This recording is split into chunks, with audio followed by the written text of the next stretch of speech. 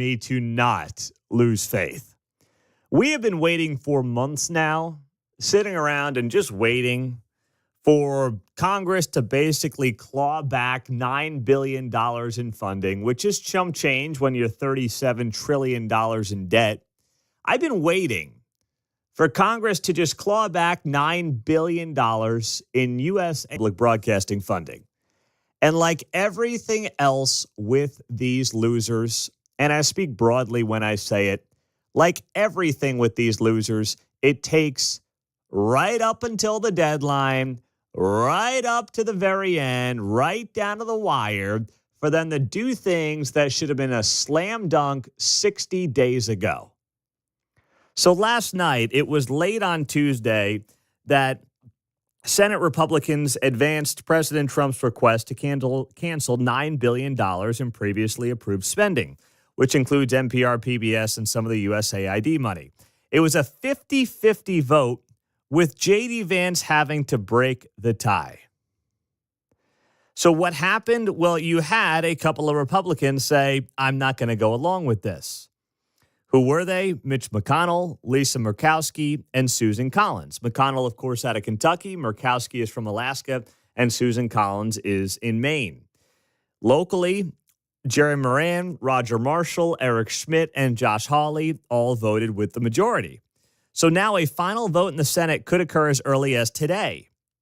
The bill would then go back to the House for another vote before it would go to Donald Trump's desk for his signature before a Friday deadline. So they're up against it, right? This thing's going down to the wire. They're up against it.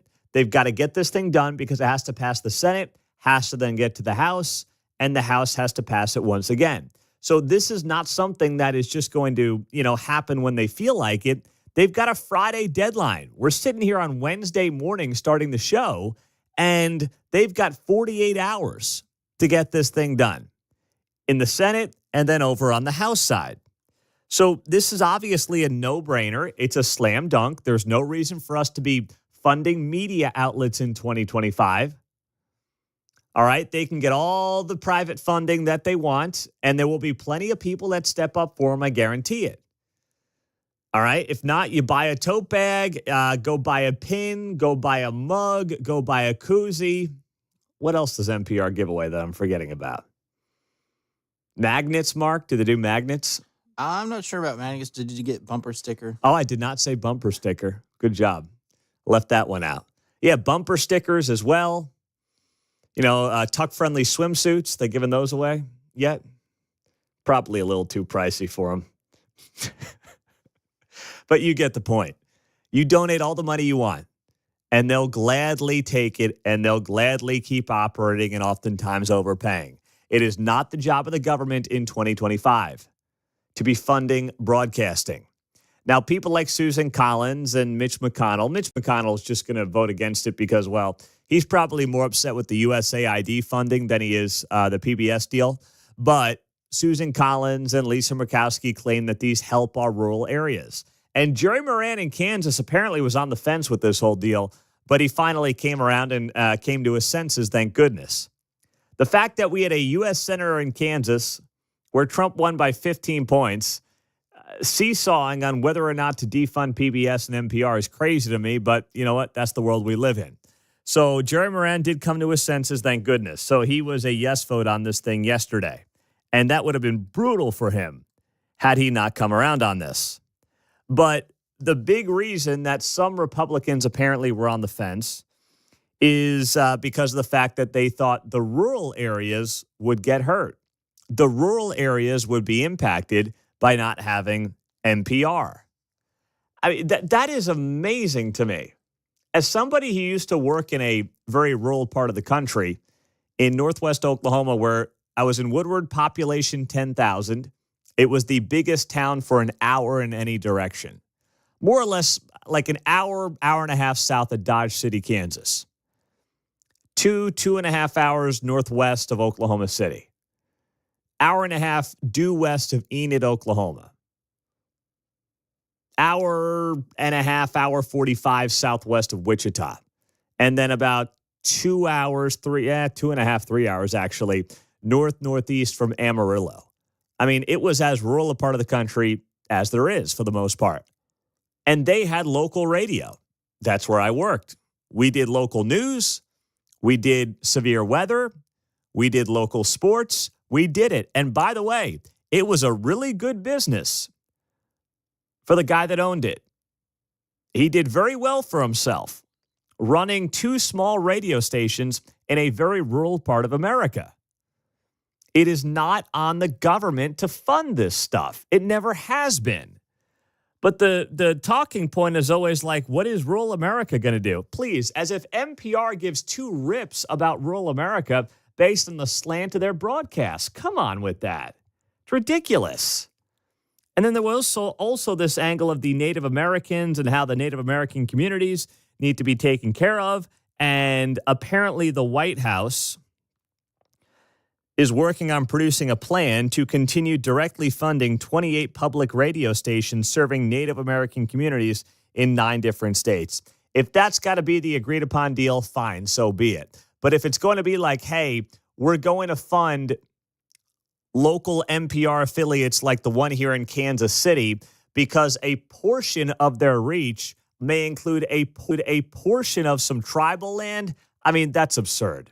Just pound sand. That is completely ridiculous. So I've got to see, the devil's always in the details on something like that, but I've got to see that because it's just amazing to me that something that should be such a layup for a Republican House, Senate, and White House takes so much time. I know the system is slow, and I don't want to come on here on a Wednesday and be a Debbie Downer. I really don't want to do it. But this is the kind of stuff that makes you think, if they can't get this done, how are they going to solve the really major financial problems this country has? You and I both know, I mean, $37 trillion in debt, everyone's beating around the bush. If you don't have major conversations around Social Security, Medicare, and Medicaid, this thing's not getting better anytime soon. And you can't grow your way out of $37 trillion in debt. But let's spend a week on $9 billion in a rescissions package for the Corporation of Public Broadcasting and USAID. You've got to be kidding me. Paul in Kansas City. What's up, Paul? Hey, Pete, you're exactly right. I watched PBS last night, a show called Frontline, and it was a hit piece. It was called Trump and the Rule of Law.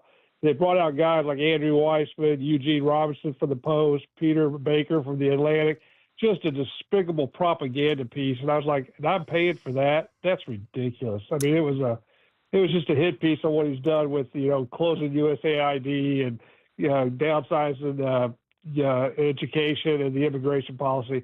Oh, he's doing something that hadn't been done since Nixon. It was terrible. And we're paying for it. It was just a propaganda piece. So you're telling me that all those old concerts they play from the 70s and 80s don't make it worth it, huh? Exactly. Exactly. I do like those, but I'm telling you what, that piece last night, I was like, okay, that they need to watch that, all the senators, and vote that thing out of the way. They can pay for it. If they want to put propaganda on, pay for it yourself, bud. Yep, I'm with you there. You can watch those old concerts on YouTube anyway, right? Thank you, brother. Yep, there you go. Thanks, Paul. Moody Blues at Red Rocks for you. Yeah, something like that. I know. My folks love it too, but doesn't mean the government should be paying for it. Watch it on your own time. Go watch it on YouTube and have a good time. That's all I got for you. Roger Marshall is going to be here next, Kansas U.S. Senator. He voted for this yesterday. I will ask him about this and also a roundtable that he led on America's health. All coming up with Roger Marshall next.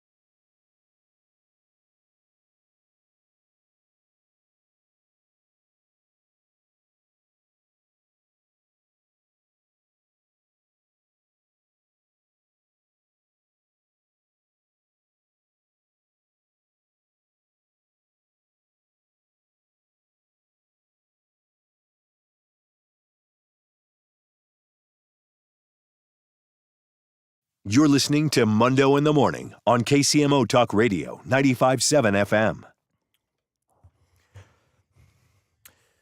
Roger Marshall led a roundtable yesterday on the future of American health, which was outstanding. We'll talk to him about that here coming up, but also the news from late last night that Republicans in the Senate needed J.D. Vance to break a 50-50 tie on funding for portions of USAID and also NPR and PBS. So, Senator, I do want to start there with that breaking news.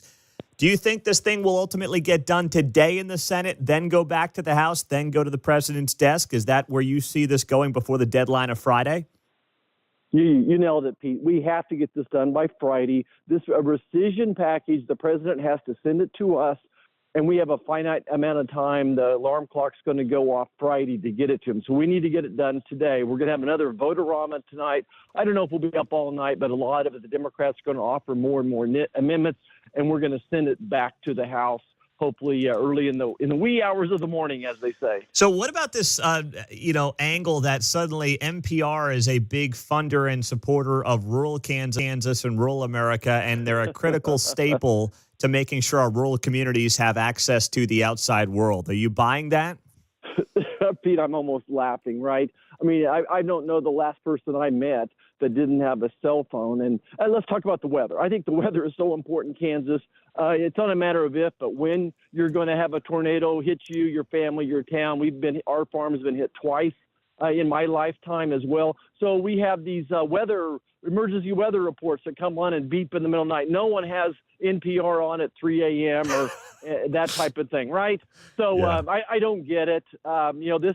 This is 2025, not 1925. Look, I just think Kansans don't want their tax money going towards public radio, public TV. They've abused it. They become another arm of the Democrat socialists. We don't need them.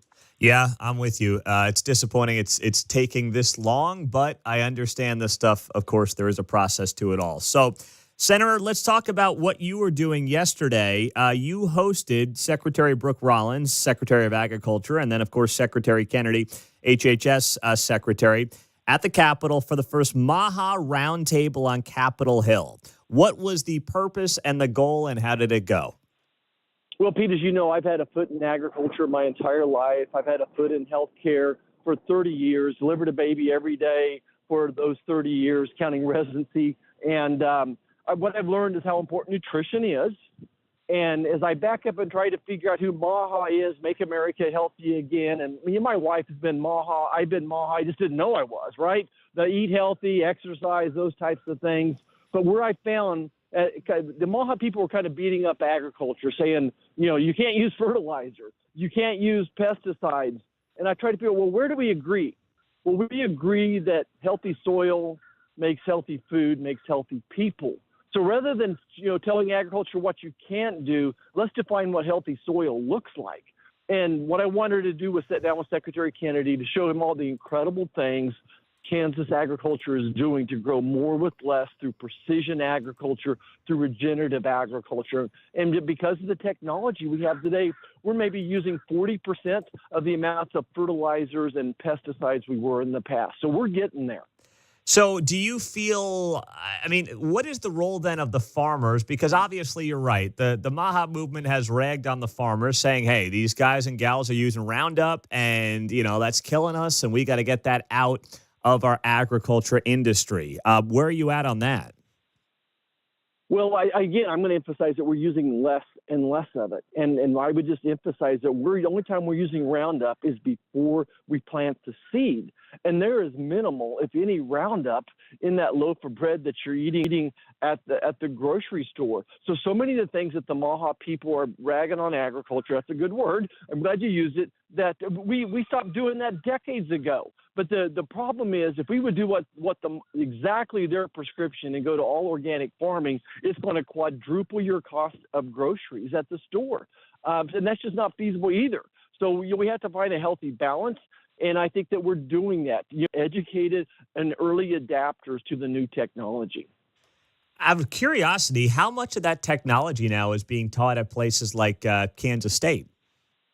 Well, they're not only teaching it; they're helping write it and figure out what to do. We had 10 people, eight of them from Kansas, I believe, yesterday. These early adapters, someone from Kansas State, who's defining what soil health looks like and describing the gold standard for what we call regenerative agriculture, growing more with less, using less water. You talk about a scarce commodity in the western half of the state, and that would be water. So organic farming takes more water. It's a carbon emitter because they plow the ground up, versus the regenerative agriculture of today. We're leaving the carbon in the soil. We're using less water. There's less soil erosion. If they do the right practices, we've decreased the drift of pesticides and fertilizers off the farm by 90%, because I want to keep your water clean too for your kids. Mm-hmm. Pete, I want the water clean, so we are decreasing the drift. Modern day agriculture is just so much improved when it comes to the amount of fertilizers, the decrease in fertilizers. And by the way, we have new things, biologic fertilizers and biologic pesticides as well that Kansas State and other places are developed. I went to Israel and visited their agriculture sector as well, and they're leading in some of these technologies. You talk about scarce water sources, and that would be Israel.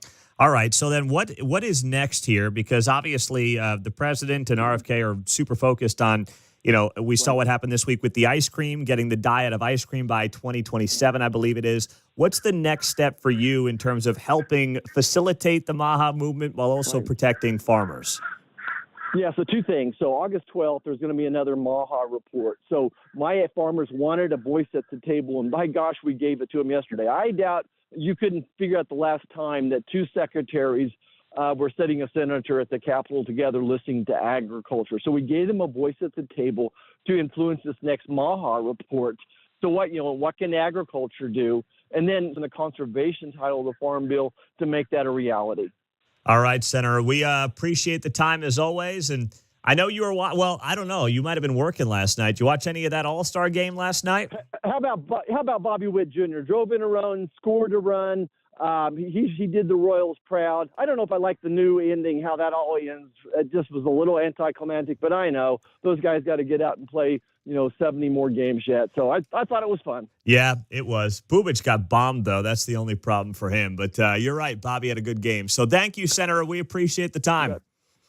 Thanks, Pete. Bye-bye. All right, there you go. Roger Marshall on KCMO. Mark was upset by last night. We'll tell you why next.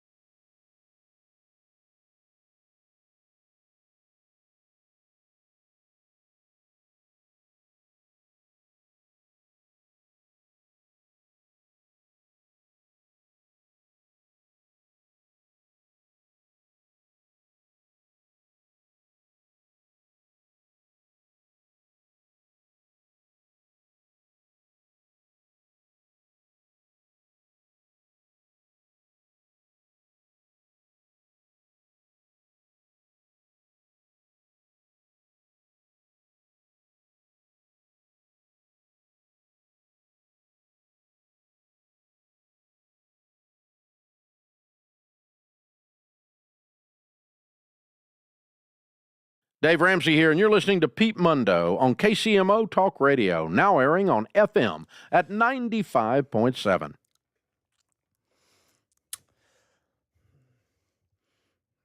I was thinking about how bummed out Mark was last night. I'll tell you why coming up here in a couple of minutes on KCMO. Welcome in on a Wednesday. Just wrapped up with Roger Marshall on KCMO. Dennis is in Bonner Springs. What's up there, D? Hi, Pete. Hey, right off the bat, I like Senator Marshall. He's my favorite senator. But the conversation on Roundup, they spray the field with Roundup when they no-till. That's the first application. A lot of times, especially in this area, they'll come through with a second application after, say, the beans are up, and it's probably a wiping where it's not spraying the field, but it's wiping the weeds because they're taller than the beans, let's say. Here's the kicker, though. Most of the seeds now used, even the sweet corn you buy at the farmer's market, a lot of them use genetically modified Roundup Ready seed. The Roundup is already in the seed. It's already in the plant as it grows the food before it's harvested. That's all I wanted to say. Is this? Is this your line of work, Dennis? Well, I grew up on a farm. I live around two of the biggest farms in Leavenworth County. My kids grew up throwing hay, working on farms. My family does own a big farm in northern Missouri. So no, I get it. So you got it. You don't. Yeah. So your resume, you know what you're talking about on this stuff. I listen. When I see them spraying the fields around me, you know what I do? I stay inside. Mm-hmm. So, but anyway, that's all I want to say. What's the answer here then? Because the senator says if we go, listen, we only, not only, but mostly only eat organic, and that's just because that's the decision that we've made. But Roger Marshall says it's going to go 4x on your prices. Yeah, I know, Pete. I don't know what the answer is, really. Excellent question, and I'm ignorant on what the answer is to that. But I do know that the glyphosate, that stuff's been linked to so many issues with people. I think some of those European countries outlaw it and won't buy our grains. Now, I don't know. They probably do. I don't know. I probably shouldn't bring this up. But I don't know if they use it on wheat, like in western Kansas, Nebraska, the Dakotas. I don't know about the wheat. But I just know the beans on the farms around the Midwest where I grew up, where I live, and I'm looking out my front windows right now at a 240-acre bean field that I know has had 2 applications of Roundup, and I know the guy uses Roundup Ready seed. Mm-hmm. Yeah, it's not ideal. Thank you, Dennis. I appreciate that perspective.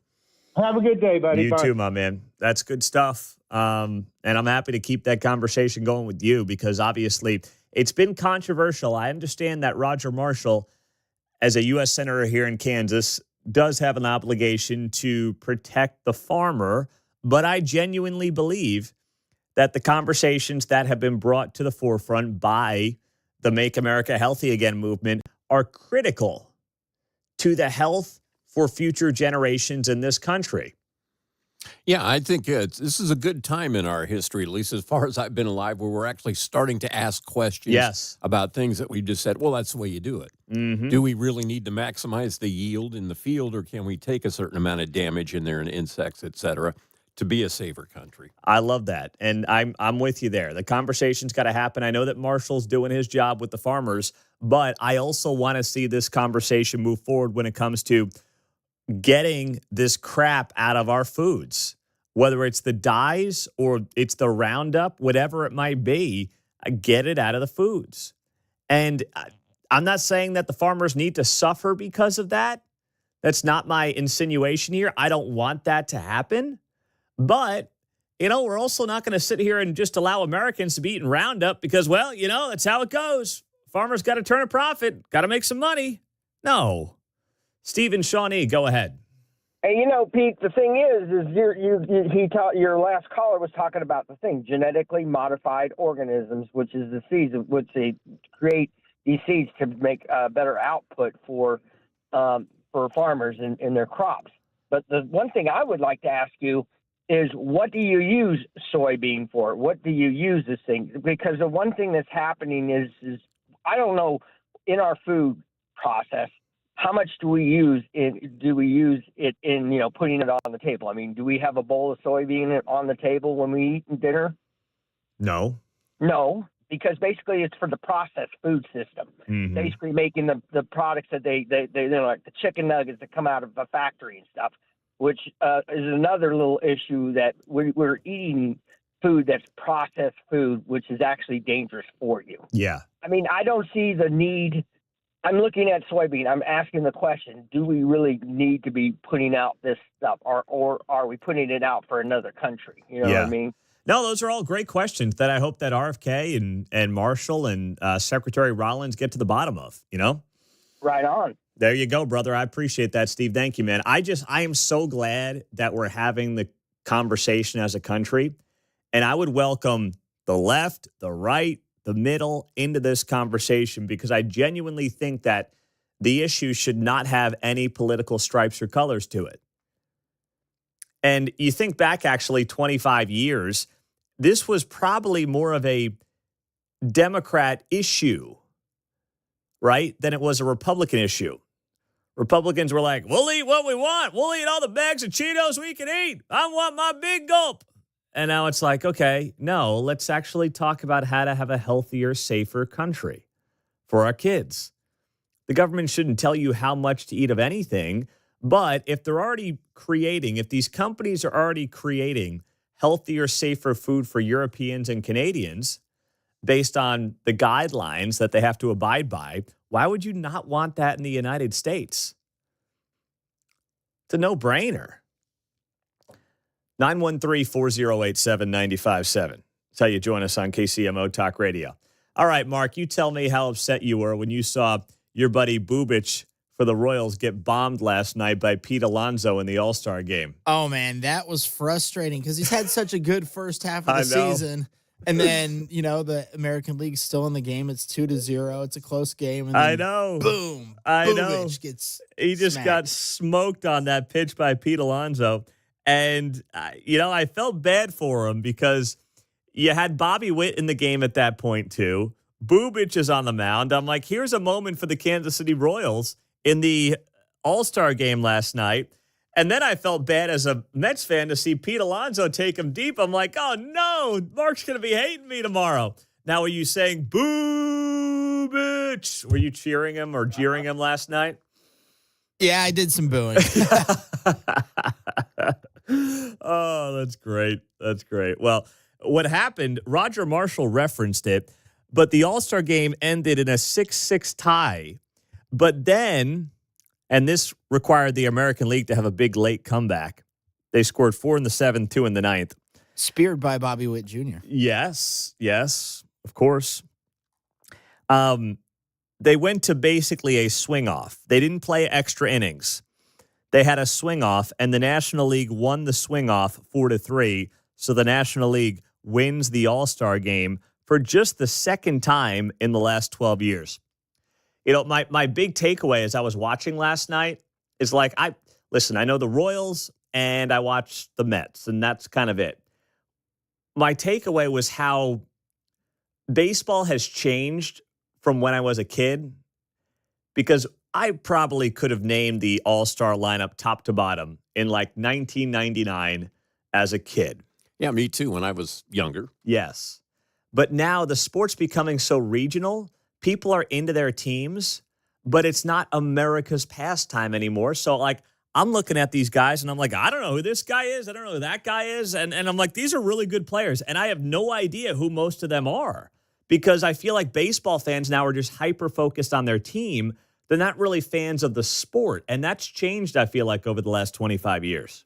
And I think it would be that way either way. But also this year, it seemed like there was a lot more subs than there typically is. Yeah, that's probably true as well. More subs. And I'm good with that because it builds up new players and the brands and, gives new life to guys that are maybe future stars. but I was shocked by how many names I just didn't really know, John. Well, additional teams, obviously, since I was younger, dilutes the pool or spreads it out a little more, so the puddle's a little thinner, if you will, for sure. And then guys move around a lot more, and you're like, wait a minute. That's true, too. But to your point, no more baseball of the week on Saturday, where you're watching and going, oh, who's this Cruz guy in Pittsburgh? Is he related to Cruz guy in Cincinnati? Blah, blah, blah. I just feel like the stars in Major League Baseball aren't as big as they were even 20 years ago. I feel like there's a higher level that Otani's, so there are these guys doing mega things, and then there's not so much of the guys that are duking it out. It used to be the home run lead would be like 4 or 5 guys slugging 2 a night, and you're keeping up with the race. But now you get guys that step out and run away with it in a lot of categories. I think what we need to bring back then is steroids. I think that's the answer. That's it. Get steroids back. T-ball. Make American baseball great again. That's what we've got to do. Let's have offense and defensive players. Yeah, I'm with that. The torpedo bat's helping Cal Riley this year. Yeah. So he's got 38 home runs. Not too bad. Is he at 38 home runs? Yeah. Your boy, the dumper? Yeah. The big dumper, yeah. Wow. That's impressive. Coming up, the 6 at 6, top 6 stories in the 6 a.m. hour. We'll get to next on KCMO. All right, if you're right now thinking about the weekend, you need to be thinking about what's going to be going on next week at Diamonds Direct, where you will get an extra 20% off almost everything in the store. It's happening July 25th through the 27th, but the deals will start on Monday. That'll be the 21st, and that's when you'll get 20% off. And then the designer event is next weekend. Head on in there, tell Angie and the team that we sent you at KCMO Talk Radio, and start shopping at diamondsdirect.com or at 119th and Row.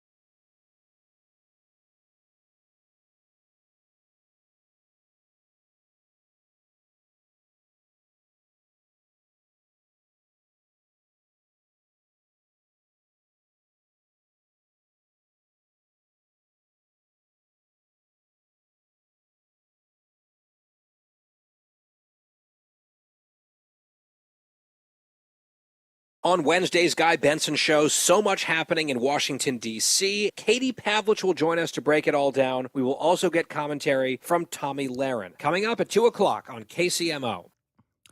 It is 6:51 on a Wednesday. Let's get to the top 6 stories. It's time for the 6 at 6 on 95.7 KCMO Talk Radio. Number 1. Yesterday, President Trump found himself in Pittsburgh, where he was joined by many leaders of the country's largest technology and energy companies as they announced more than $90 billion in new investments from private companies for Pennsylvania. The president spoke for about 30 minutes during this roundtable discussion at the inaugural Pennsylvania Energy and Innovation Summit at Carnegie Mellon, where they said 20 leading technology and energy companies will invest in Pennsylvania to develop a new artificial intelligence economy, capitalizing on Pennsylvania's technology and energy assets. Big deal for the president, obviously doing it in a state that he won back in November, a state that is critical for Republicans' political future. And not only is this just a good politics, frankly, that's secondary to it just being good for the economy. And good for an economy that, by the way, Pittsburgh's got a very strong technology scene. We think about it, we think of like the steel workers and the Steelers, and it's Western PA and it's blue collar, and it definitely is. But having been there in the last few years, it also is a city that has that blue collar charm to it, but has also exploded when it comes to the technology and the jobs around technology that exist in that part of the country. And it is driven by, in large part, the higher education institutions in that part of the country, Pittsburgh, Carnegie Mellon, and a few others out there in Western PA. So that's where the president was yesterday. Number 2. Meantime, yesterday, U.S. Senator Eric Schmidt here in Missouri introduced the Graham-Hoffman Act, which increases penalties for crimes against first responders.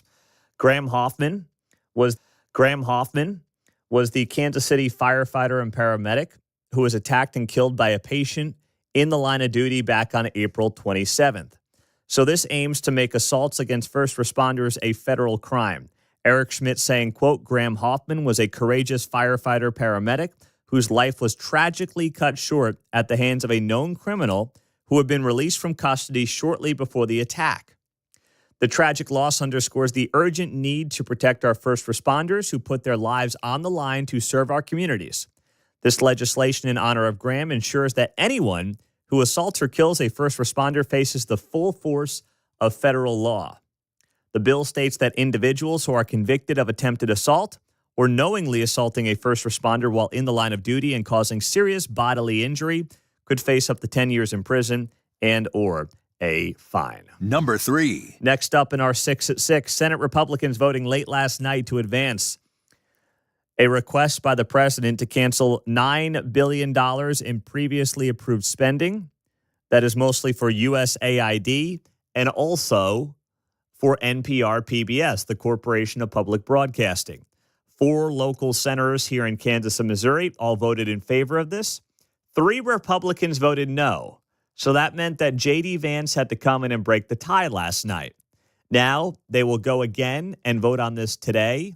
In the Senate, it will go back to the House if it passes, and then it will go to President Trump's desk. They have a deadline to pull this money back of Friday, so it's got to be done soon. Number 4. Next up in our 6 at 6, not even an hour after Kansas City police reported a homicide near the Eastwood Hills neighborhood, law enforcement responded to another one yesterday just a few miles away.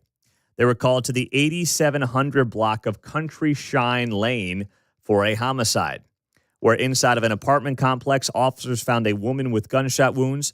Paramedics attended to her, but she died at the scene. So these were back-to-back homicides in the span of basically an hour in Kansas City yesterday. Number 5. Meantime, Beyonce, one of the few major acts, it seems like, doing stadium tours right now. And this was confirmed by WSB that there were 9 people hurt after they left Beyonce's concert in Atlanta this week. So there was a stampede at a subway station near Mercedes-Benz Stadium, and it resulted in 9 injuries. Another reason you don't want mass transit coming out of these major events. Get in your car, wait in line, and go home. That's it. That's all there is to it. But 9 people hurt in this stampede coming out of a Beyonce show this week. So not a good deal. 1 person broke an ankle. 7 others had scrapes and cuts, taken to an area hospital. A 9th person declined being taken to seek medical attention. Boy, that 9th person's getting a raw deal. You know the other 8 are suing, right? That's a lawsuit waiting to happen. You know that, and I know that. That's easy money for some of these folks. Number 6. Speaking of easy money, not easy money, but well-deserved money, the Chiefs gave guard Trey Smith a record-breaking $94 million contract hours before a deadline that they were up against, $70 million guaranteed. Woo, man, that's some big cheese for Trey Smith.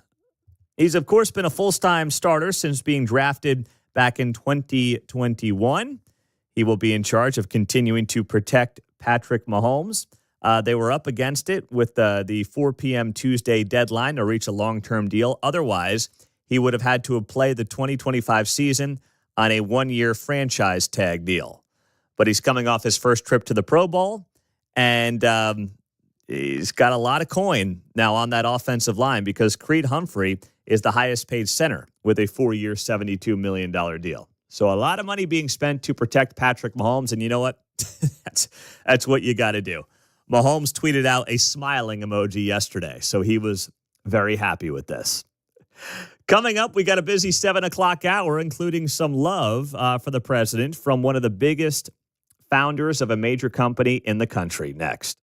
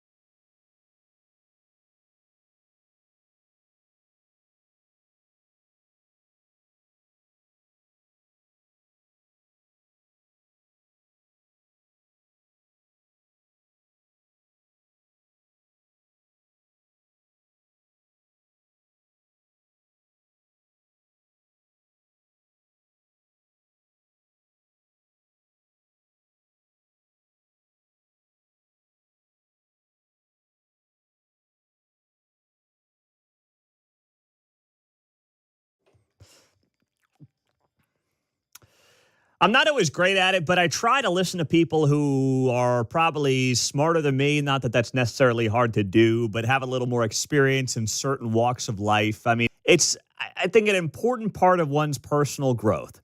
It doesn't mean we're not all stubborn, okay? We've all basically at some point or another said about our own parents, they don't know what they're talking about. They're clueless. And then eventually time goes on, and what do you say? Maybe they knew a thing or two about life, right? That's just how it works. That's all of us at one point or another. Same thing in your professional career. You try to pick things and learn things from people who have a lot more experience than you.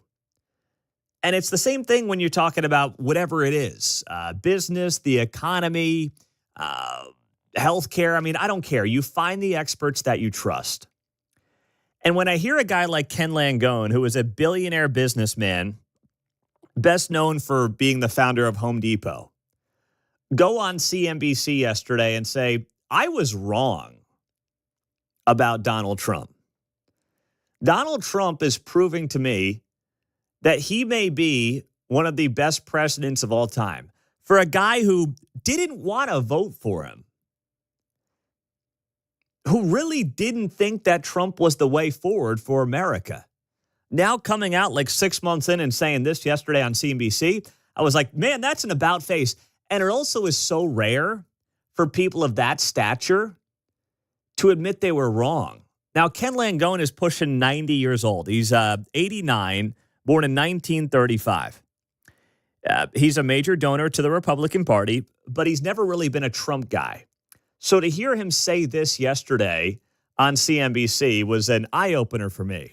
Look, let me tell you right now, I am sold on Trump. In fact, I'll say this. I think he's got a good shot at going down in history as one of our best presidents ever. That is a real turnaround because you didn't want to vote for him. I tell you the reason. I want to tell you, I'm a believer. What I'm seeing happening is absolutely nothing short of a great thing. And there's a beat. People are walking with more bounce in there. It's all around. I gave you quite a bit of grief. Huh? I gave you grief. You give me grief? I gave you grief when it was a binary choice. You're still complaining about Trump and it was a binary choice. It's like, are you kidding me? Knowledge implies one thing. When you made a mistake, admit it. Okay. I think this guy is turning out to be a president. Right. One of the pilots on that miraculous trip to Iran that we wiped out, whatever the hell we wiped out. Right. He said, you're the only guy that in the presidency that would have done what you did. One of the pilots said that. Yeah. And you know what? He's probably right. Another sign that age is just a number. Ken Langone is 89, right? Nearly 10 years older than the former president, Biden, who didn't know where he was half the time. What are we talking about? I mean, that guy's still pretty sharp for 89. He's showing up, going on CNBC and talking about Trump and striking Iran and where he thinks his legacy is headed. It's a great sign. And this was not exactly Donald Trump's biggest cheerleader. In fact, he didn't want Trump to be the GOP nominee. He told CNBC in 24 last year that he was afraid Trump would spend the next 4 years getting even, with his political opponents based on how his prior 4 years went personally. And that's really not what he's done. Actually, I would say there are some people who would want Trump to be doing more of that right now. But he's really not. I mean, what was he doing yesterday? He was in Western Pennsylvania, and he was touting the fact that there's $90 billion in investment coming to that part of the country for things like AI and development in terms of what's going to be happening out there with more energy, more AI investments, and that's going to be great for that economy. I did see some of you on the text line ragging on that, and I didn't understand it. On the text line, I got this. How is it good that a computer is taking over a person's job? How's that good for the economy? See, this is the same thing that people said about computers 30 years ago. Same exact thing. I heard the CEO of NVIDIA say this the other day. He said, AI is not going to be the thing that puts you out of work. The thing that will put you out of work is if you don't know how to utilize AI in your job. How to take artificial intelligence to make you more efficient as an employee, make you better and sharper as an employee. That's going to be the name of the game. Using AI to get better and more efficient at your job. I mean, there are things I use it for here now at work. Whether it's ChatGPT or Microsoft Copilot, I mean, there's a bunch of them out there right now. And it's pretty amazing once you start digging into it. But it's not going to be the AI that takes most people's jobs. It actually is more likely to take the software engineer's job than it is the plumber's job or the welder's job. It's much more likely to take the former's job than the latter's job. So I'm really not worried about it. I just want the investments to come here into the United States and not into China or Taiwan or somewhere else overseas. I want them to come right here to America. It'll be good for our energy industry. More jobs are going to be created. And then, of course, people are going to have to run these places. So I'm bullish on all this. So with that, I mean, with yesterday, Trump's in Western PA. What's the Drudge Report got as its headline, right? You think like good out there right now. What is the Drudge Report running for a headline? They're running a picture of the president's right hand and a picture of his ankles.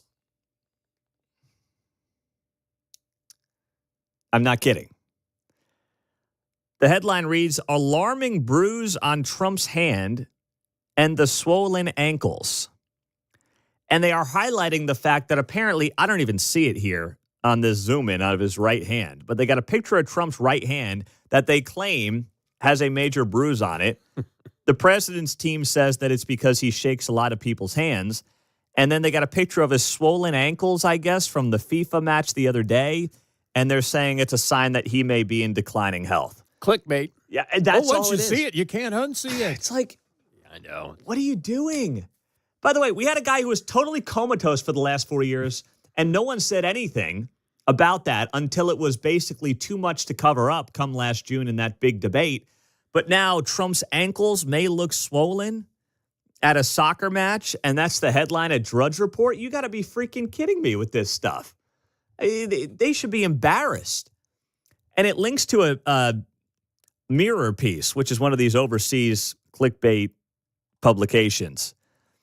And they talk about how social media users spark fresh health concerns as president crammed into shoes. Man, they are stretching right now.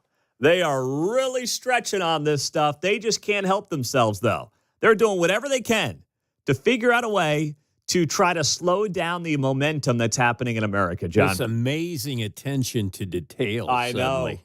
Yes, that's what I'm saying. Yeah. Biden fell up the stairs every other day, and they were like, nothing to see Wanders here. off in a ceremony. Yeah, no, geez. Where were they? Overseas somewhere in like a World War II memorial, and Biden's walking off into he literally walks away from everybody else. There's a video on YouTube of him doing his rambles, but somebody has voiced in like they're in his ear going, no, to the left. The other general, sir. Shake the other general's hand. No, come back this way. The other podium, sir. Oh, It's matched up well. I mean, Come on, man. we did that for 4 years, and now it's like, well, Trump's got a bruise on his right hand. Those ankles are looking a little puffy. I will say the president needs to probably drink some more water and less Diet Coke. I mean, I'm happy to kind of help him with some of his eating habits, but my goodness, you want to talk about a stretch from a group of people that have zero credibility left? Suddenly the media's maha. Yeah, exactly right, man. Exactly right. Now, someone struggling with credibility as well is Frank White. We have an update on what's going on with the Jackson County executive that came down yesterday. We'll give you the details coming up next on KCMO.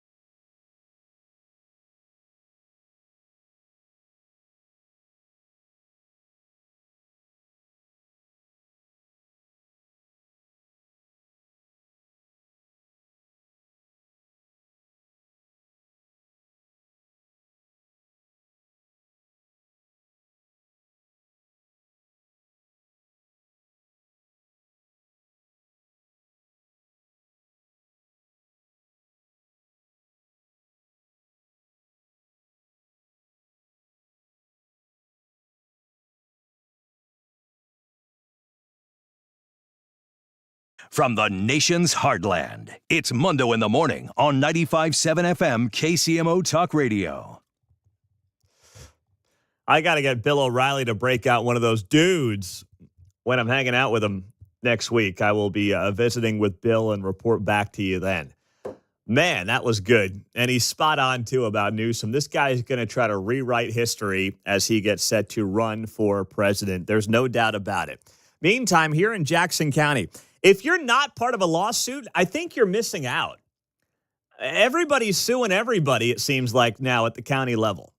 The lawsuits are flying left and right. The attorneys are loving life in Jackson County. Between that and the fact that Missouri apparently has no appetite for tort reform, if you want to be an attorney and make a quick buck, come to Jackson County. My gosh. You'll make a ton of dough right now. So the Jackson County Election Board and Kansas City Election Board are suing Jackson County Executive Frank White and Mary Jo Spino, clerk of the Jackson County Legislature. The lawsuit accuses White and Spino of trying to hold a special election for the recall of White on a date that does not comply with state or federal election laws. So, of course, the legislature says they want to have this on August 26th. Frank White is saying that that's not feasible. But now you have a lawsuit that's also involved that's suing Frank White from holding a recall election. I mean, like, who's on first? This thing is so confusing now, and I think that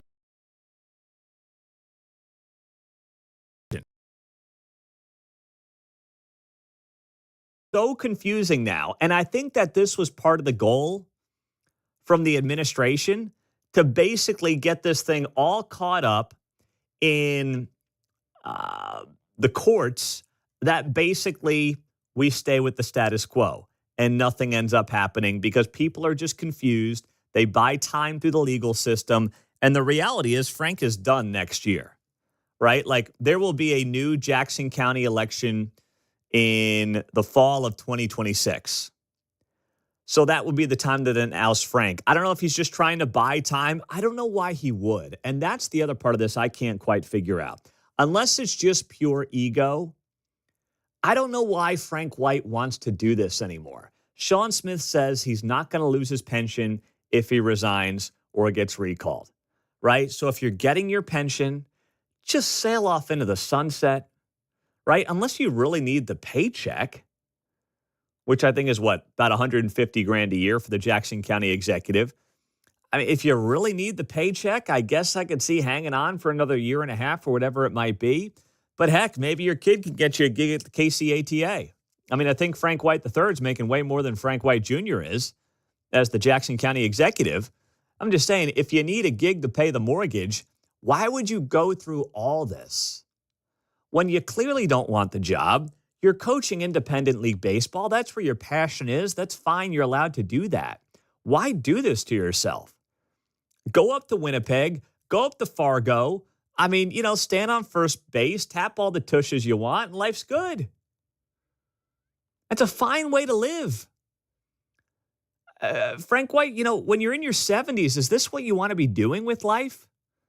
Fighting legislatures and election boards and the Royals and the Chiefs, and now pissing off the Royals and the Chiefs with this letter this week to Mike Kehoe, where he said we want to extend the 3/8 cent sales tax, but the Chiefs are going to get less money than they were getting, and the Royals are going to get nothing. Basically trying to force the Royals out of Jackson County and out of Kansas City, Missouri. Is this what you want your legacy to be? This level of sophomoric, childish, petty politics? For what? Frank White's life could be a great case study on why beloved athletes should avoid politics at all costs. This can be it. Case in point. It's sad because, yes, there's an entire generation that is going to remember Frank White for his talent on the baseball field. That will be your generation, John. Well, prior to him, and I'm trying to think of names, I could probably come up with them, but my point being here that the position was not that high profile. All you had to do was not screw up.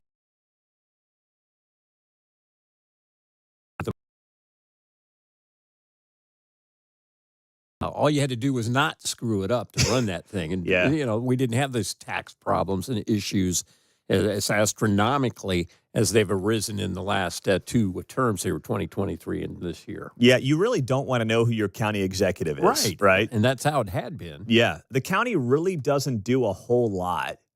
When you think about like what's done at your local level, it's usually your cities and your school boards that are going to be much more involved in terms of like things that happen that are noticeable in your day-to-day life, not your county. But like everything else, as local governments keep growing, they do get more important, whether we like it or not. And that's why names like Frank White and Mike Kelly are household names.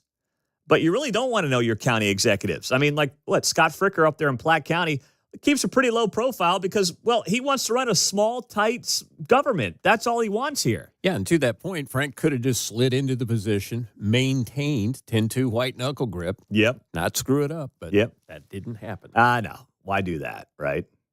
So Frank will be remembered probably more so for the baseball when all is said and done by a certain age group. But then you have people, at this point, probably under 40, 45, who are just going to be like, oh, you mean that crappy county executive who got run out of town? Is that really what you want your legacy to be? It shouldn't be. And I do feel bad. The human side of me does feel bad for him on that level.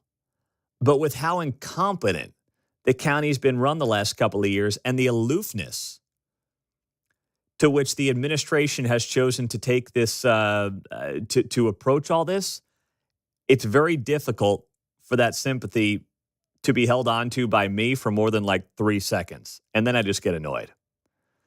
Coming up next, how is Silicon Valley trying to tweak how they're having babies? We'll tell you and get to your calls next.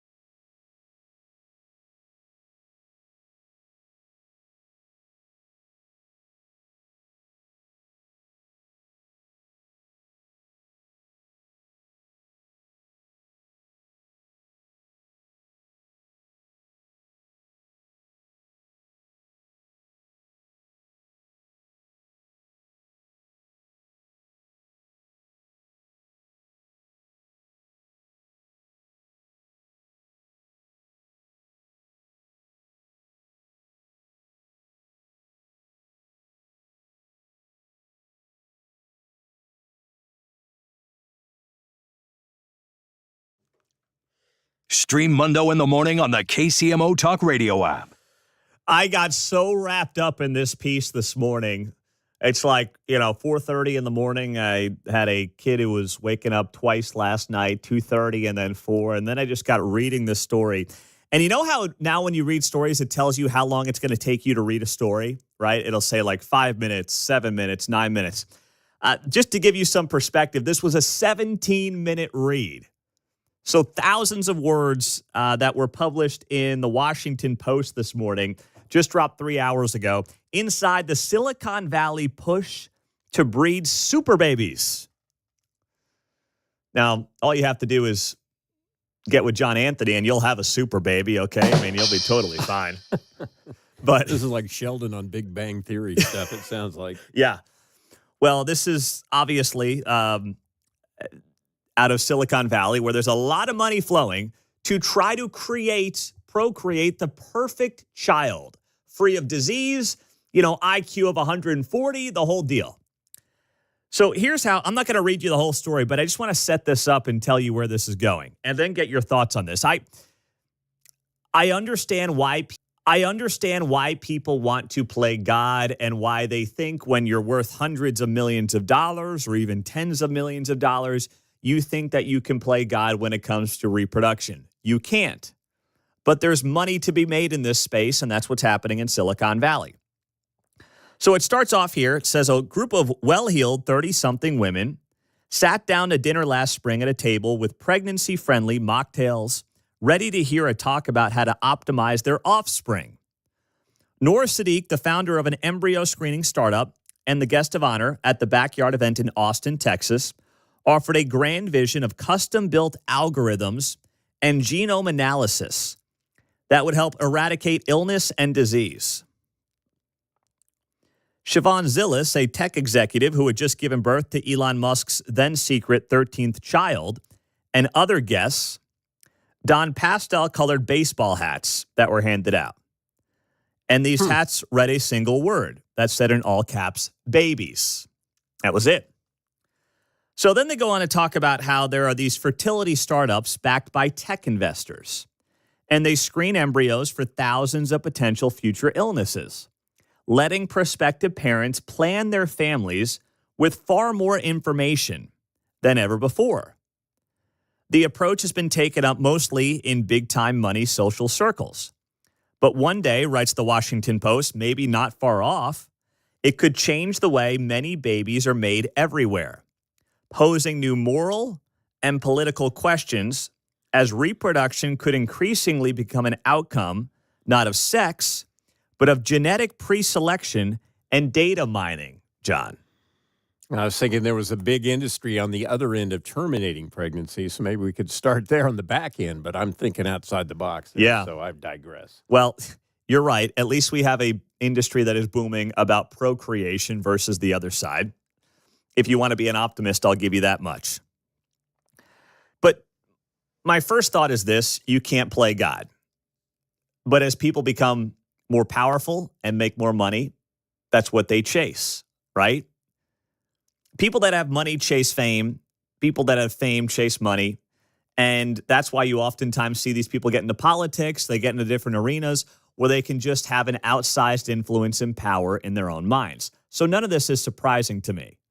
But the other thing is, if this does have some level of success, what comes out of it? You will just grow the haves versus the have-nots in this country. If those with already, I mean, let's be honest, right? If you're the child of Elon Musk, you're born on third base. Heck, you're born 5 feet from home plate at that point. I mean, you got a 90-foot baseline. You're born third base plus 85 feet is where you're born.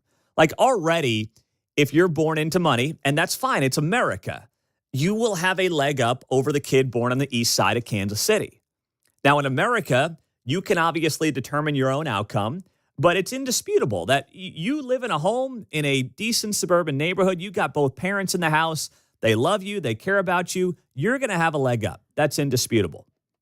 But this is a whole new level. If you are going to have people who already have that leg up be able to procreate and figure out how to make sure my kid can't get bipolar, cancer, Alzheimer's, obesity, schizophrenia. That's what this article goes on the note they're trying to do. I bet they left out one. What's Gender that? dysphoria. Yeah, good point. I bet they didn't put that on the list. Good point. But in theory, we could eradicate that problem. As it were. I don't think we need to go down the genome route to eradicate that. We just need people to have some freaking common sense and bring that back. Yeah, it all circles back to that. Yes. It is now standard for pregnant women and couples undergoing in vitro fertilization, writes the Washington Post, to test for rare genetic disorders stemming from a single gene mutation, such as cystic fibrosis or Down syndrome. But Orchid is the first company to say it can sequence an embryo's entire genome of 3 billion base pairs. The company also applies custom-built algorithms to produce what are known as polygenic risk scores, which are designed to measure a future child's genetic propensity for developing complex ailments later in life, like cancer, Alzheimer's, obesity, schizophrenia, bipolar. I mean, come on, you're going to try to... Obesity? Just eat and work out. What do you mean that we're going to control obesity? My gosh, there's nothing about this that I like, but I won't deny that it's not coming, and it's coming fast. It's happening. These people are not going to stop at this stuff. They're going to keep this train going down the tracks, whether you like it or not. But is this really the best way forward for society? Because the piece in the Washington Post goes on the claim that this is how we basically turn around our very low fertility rates. No, I don't hear people say, I'm not having a kid because I can't pick whether or not my kid is going to potentially have Alzheimer's when he's 70 years old. No, people say, hey, I don't know if I can afford it. I need a home. Can I pay for college? And I think a lot of those are excuses that people have for why they don't have kids. You have the kids, you raise them in a halfway decent home and you figure the rest out. You sacrifice how you need to.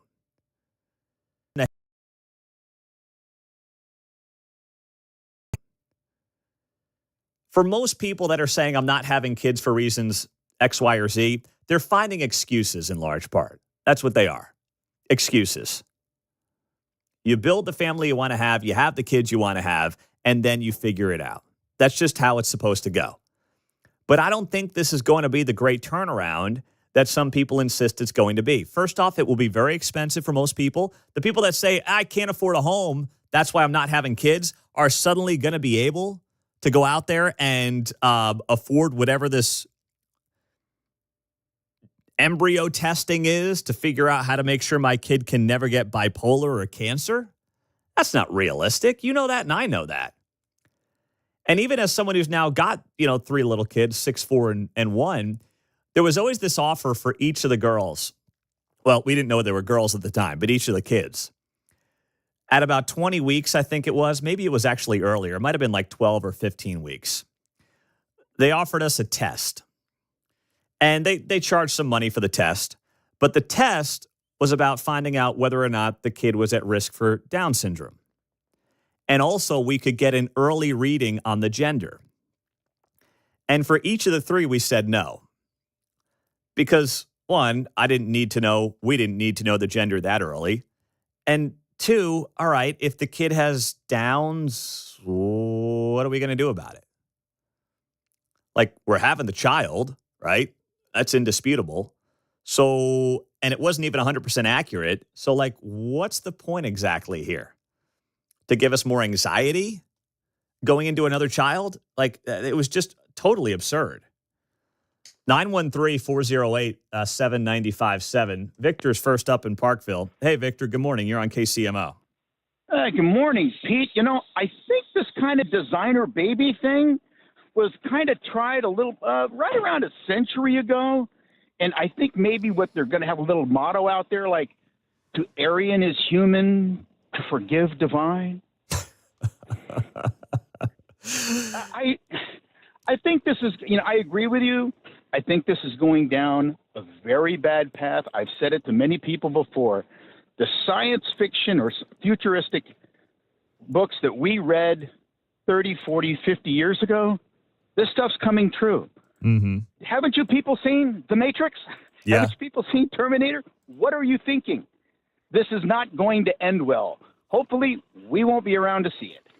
Yeah, well, I hope we're not around to see it because it doesn't happen, not because, we both perish early, Victor. That's my hope, at least. 913, go ahead. I think the Supreme Being is up there. He's loading up a meteor. He's going to end this stuff real quick.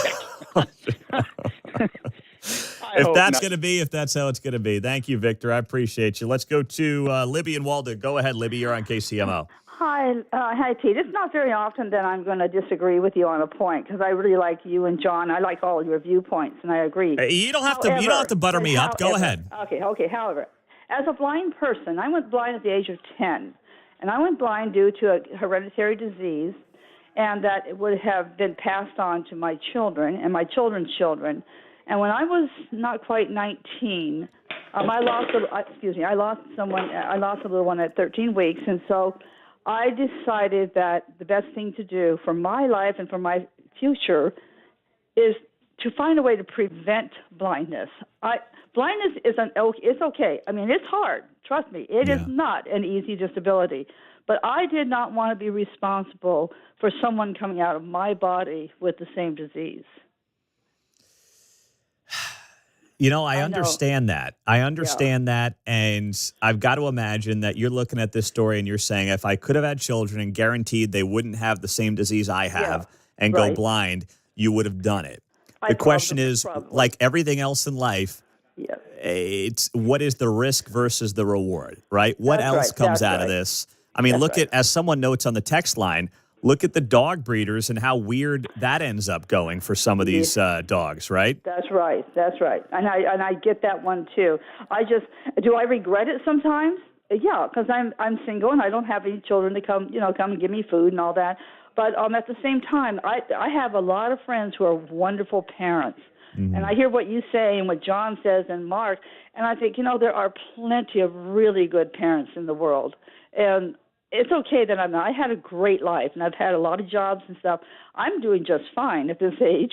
Mm-hmm. But, do I wish I hadn't done it at times? Sometimes I feel just sad about it. But I'm okay. I really am okay about it. I understand that, Libby, and I appreciate you sharing that here with the audience. Okay, Thank you. Bye. I get that. I do. But with that comes a lot of potential downside on the other end. Jay in St. Joe. Jay, you're on KCMO. Good morning. Hey, Pete, can you hear me okay? I got you. What's up, brother? Hey, man. It was 2000 and I think about 15 we were pregnant. And like you said, the 16 to 18 week mark somewhere with offered testing, and we didn't know any different. We'd already had 2 miscarriages and 1 kid, so of course my wife was skeptical. So they did the testing and they brought us back in and they said, hey, your son tested positive for trisomy 18. Trisomy 18 is a terrible degenerative disease. They said if this kid's born, he's going to have short femurs. We've already measured his femurs that are short. The testing came back positive. He's got a enlarged head and his heart is messed up. If he's born, he may live 24 hours. He may not. So we're going to hook you up with this nurse and terminate this pregnancy. They made it seem like it wasn't even an option to keep the kid. And as a Christian and a Christ follower who doesn't think that should be an option, I got really upset and said, there's no chance. I'll give this kid a chance at life no matter what. That kid is now 10 years old. He loves fishing. He plays quarterback. He shoots baskets all day, and he's just a stud. There's nothing wrong with that kid. Like you said, those tests aren't accurate. And I think it's pure evil that they even allow an option for a doctor to sit down and tell you something like that. And it just breaks my heart that millions and millions of kids have lost a chance at life because of that kind of testing and a doctor that doesn't care about life. Jay, thank you, man. I love that about your son, by the way. And I appreciate you sharing it. That's tremendous.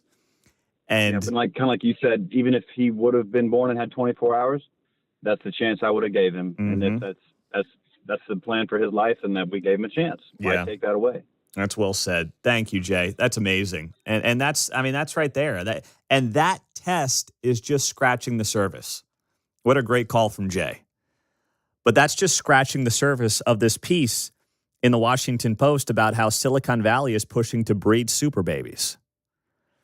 The other thing I saw in this piece that stood out to me Siddiqui, the woman who runs this company that is doing the embryo screenings, she intends to have 4 children using this orchid screened embryo process, advocates a bolder idea gaining ground in the tech world, that increasingly available and sophisticated fertility technologies will supplant sex as a preferred method of reproduction for everyone. Only a woman would think that fertility technology would supplant sex as a preferred method of reproduction. Said no man ever. That's all I got for you. Good calls there, good stuff. Coming up next on KCMO Talk Radio, I gotta give a hard time to a guy who I know some of you probably like on one side of our state line, but I just think he's such a tool bag. I'll tell you who that is next. All right, as you're getting going here on KCMO on a Wednesday morning, are you thinking about a new tub or shower? If so, there's only one name to know in Kansas City, the Plumbing Pro. For over 40 years, the Plumbing Pro has been the new bath pro. You may have seen all the national personalities promoting tub and shower replacements on TV, but the Plumbing Pro is your local alternative to those tub and shower replacement ads. And with Pete's deal, you can get $2,000 off in 12 months, same as cash, with approved credit. Save money, save time, easy to work with, low stress, free consultation. The Plumbing Pro is where your sales consultant remains with you throughout the entire process, start to finish. That's because Steve and his team are locally owned, locally operated guys here in Kansas City. And that's why they're offering this local radio audience $2,000 off, 12 months, same as cash, Pete's deal. ThePlumbingPro.com, ThePlumbingPro.com, or 816-763-8200.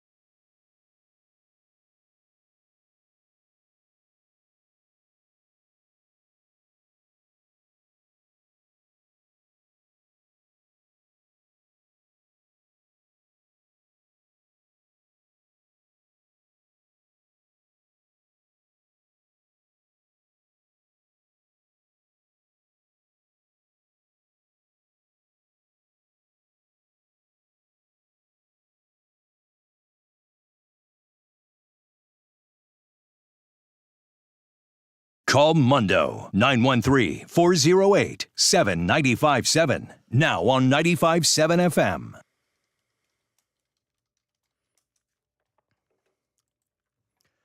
I don't get this guy. I don't understand it. But you've got a SEC football media days going on this week. And, of course, Mizzou fans probably appreciate being in the SEC, right? They had their media days availability yesterday as that continues on today. It's a 4-day deal they're doing with SEC media days. But Greg Sankey, their commissioner, he's just the worst. I mean, this guy is single-handedly trying to ruin college football and destroy college football. He obviously wants to put the SEC on a pedestal, which, at the top level, it deserves to be in. I think that, understandably, you look at Texas, you look at Alabama, Georgia, and you're like, yeah, those are 3 of the 5, 6, 7, 8 best programs in America. But if Greg Sankey has his way, he will ruin this sport.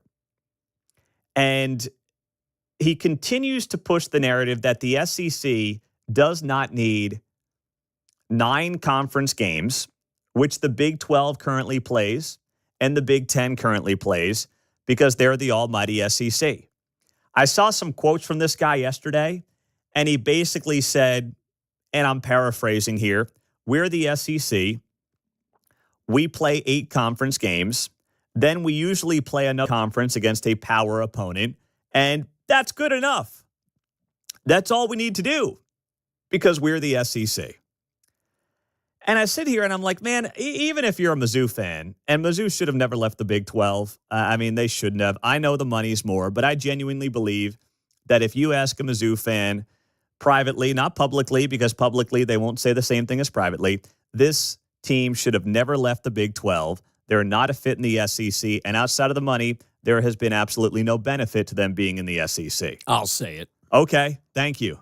It was not a good move. It was not. At least for the fans locally, it just killed the energy here. Well, that's what I mean. It just killed the fans. You can't do those road trips anymore to KU, K-State, Iowa State. It's all gone. Where are you driving to it? Arkansas? That's about it? Oh, boy, West Virginia. Yeah. Load them up, get some snacks. Yep, that's right. How many Buc-ee's on the way? Probably half a dozen. But as a diehard college football fan who can't wait for week 0 this year when Iowa State plays Kansas State in Ireland, I'm sitting here and I'm saying, as much as I love this sport, there's one guy who I can't stand in it, because if he has his way, he will ruin it single-handedly. And that is the commissioner of the SEC, Greg Sankey. Coming up after the news here on KCMO Talk Radio, people trying to ruin things in Congress on a regular basis. Who's the latest? We'll tell you next.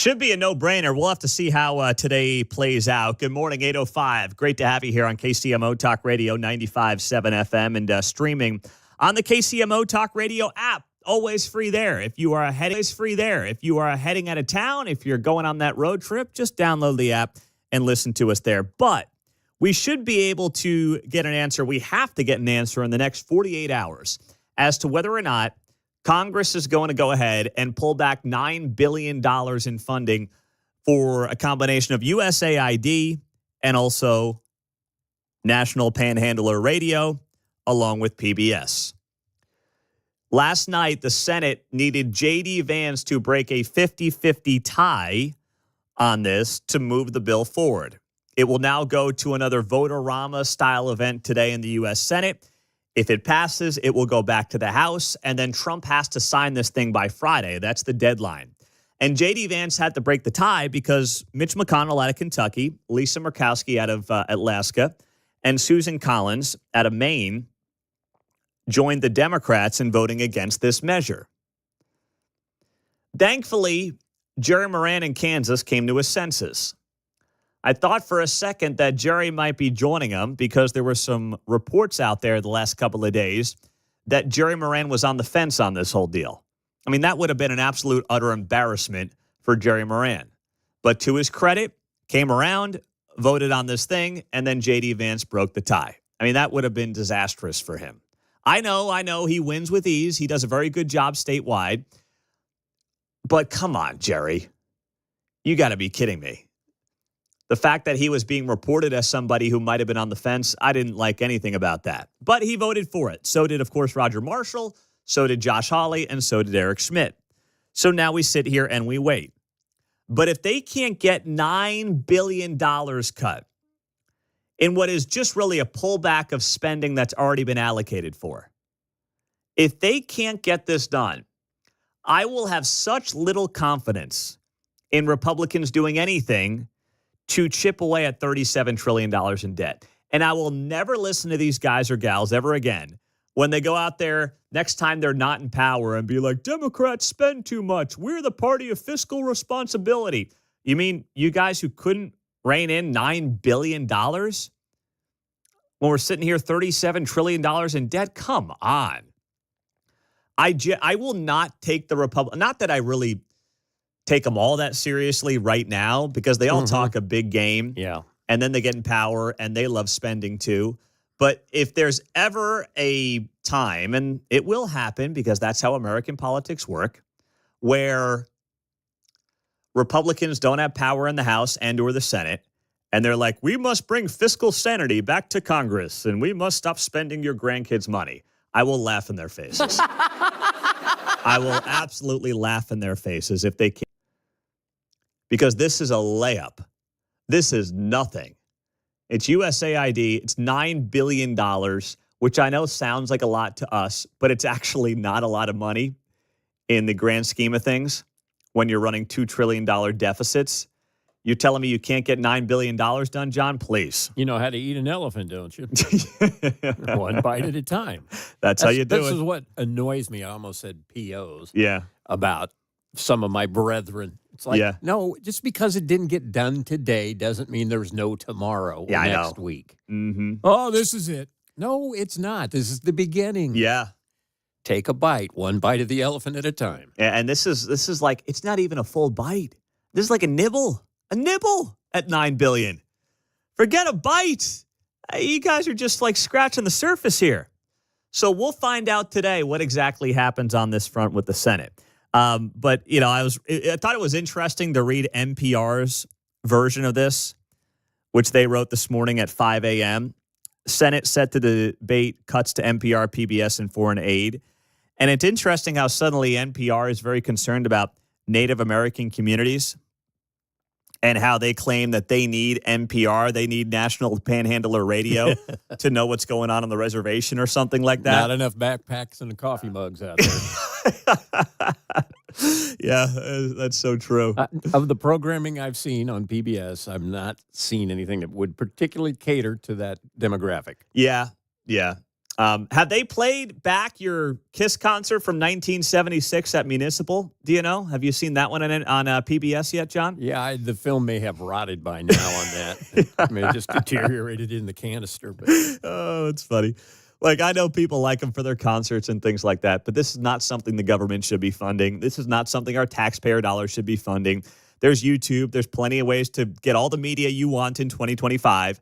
There's no reason for us on KCMO to be competing with NPR with our own tax dollars. That's ridiculous. Can't keep up with Antiques Roadshow now out there. I know. Dang it. That's a darn shame. So this has to happen. This needs to get done. And I'm hopeful that this will get done. I would say 70-30 it does, based on how the vote went last night in the Senate. But I wouldn't put anything past these goobers. I really wouldn't. I mean, no one knows how to make things more difficult than it needs to be than Republicans in Congress when they have power. They are great at that. Now, speaking of PBS, I will give credit where it's due. I told you it was Independence Day, July 4th, that I stumbled upon this series on PBS called Liberty's Kids. I found it on YouTube. And it first came out back in 2002. So, post 9/11, it was basically a cartoon history of the founding of the country. And they've got some big names, like Walter Cronkite is the voice of Benjamin Franklin. So the girls were looking for something, or I was looking for something for the girls on YouTube that was just like a fun explanation of Independence Day. And I stumbled upon this Liberty's Kids series on YouTube. Once again, you can watch it for free there. And I'm like, wow, this is good. It's got kind of a catchy theme song. The kids are into it. It explains it pretty well. It's a cartoon, and it's not woke, right? So we've now probably watched in the last couple of weeks, I don't know, a dozen episodes from this Liberty's Kids series that takes you through the Revolutionary War. And I was raving about it last week to you guys, and I said, I know it's PBS, but it really isn't. It's just not woke. It's just well done. It's engaging for the kids. They've got some big names in there as well. Arnold Schwarzenegger has an appearance, Liam Neeson. There's a lot of big names in this series. Once again, funded by your taxpayer dollars, which is another story. So we're watching it over the weekend, I guess it was. And it's just me and the girls. I think Kate was, I don't know, doing something around the house. And they tell this story about the soldier in the Revolutionary War. And he gets shot, right? But he doesn't want help for his wound. And we find out that he is a she. And the girls are like, Dad, what's going on? Wait, I'm confused. It's a man, but she's a woman. And I start freaking out internally. My blood pressure starts going nuts. I'm like, whoa, this is a curveball. This is not supposed to happen. I've been telling this story on the air about how great this series is, and now they're going all trans and woke on me, and what the heck's happening? So I start fast forwarding rapidly. I'm like, oh, nothing to see here. Move ahead. And they're like, what are you doing, Dad? It's like I'm making it even worse. You know how it is, right? So then I realized, and I start doing a little research here, and this was a real person, Deborah Sampson, who disguised as a man and served in the Continental Army during the Revolutionary War. She enlisted in 1782, served for 18 months, and was honorably discharged in 1783 after her true gender was discovered. She was known for her bravery, was wounded in battle, and extracted a bullet from her own thigh to avoid detection. So this actually was not like some made-up woke storyline here. It was a real story. Now, I don't remember Deborah Sampson being a name in my history books back in middle school. Does that name ring a bell to you guys? Was I just not paying attention that day, or is the name Deborah Sampson not one that you're familiar with either? Let's see. Benedict Arnold, Paul Revere. Nope, don't see it on my list. Okay, here. All right. I actually do remember the story. You do? About the woman who was disguising herself as a man so that she could fight for her country. I thought it was kind of cool. Wow, so you learned that. I do remember that. Yeah. Shout out to Olathe East. Olathe East. Shout out. Wow. Nice job there, Mark. Maybe you were Pioneer Trail. Yeah, you were paying attention. So it really was basically like a Revolutionary War version of Mulan. Of course, the famous Disney movie. Yes, yeah. That's really what it was. So I overreacted after doing a little of my own historical research. And now I know the story of Deborah Sampson, thanks to PBS. But we still have to defund their butts. I'm not changing on that. But I'll give them some credit. Well, that series already produced. Yeah, so there you it's go. already done. What else can they do? Yeah, exactly. And if they redid it today with how they're operating that place, man, it'd be a whole. They would be adding a lot of fiction to that story. I'll just say that much. But there you go, the story of Deborah Sampson that I was not aware of until this past weekend when watching a cartoon show with the kids. 913-408-7957 is how you join us on KCMO Talk Radio. 95.7 FM. We're streaming, as always, on the KCMO Talk Radio app. I want to put a bow on the All-Star game from last night, which returned, of course, to Atlanta after it got kicked out of Atlanta 4 years ago. Because, well, Joe Biden said that they were doing Jim Crow on steroids, or as he called it, Jim Eagle back in 2021. It's the most pernicious thing. This makes Jim Crow look like Jim Eagle. Oh, boy. Yeah, old Jim Eagle, right? Another guy from the Revolutionary War. See what he did there. According to Joe Biden. So I want to put a bow on this with some important context and data on how absurd it was that the All-Star game got removed from Atlanta to begin with, then had to return last night. And it's something that I have not seen reported anywhere. I'll share with you coming up next.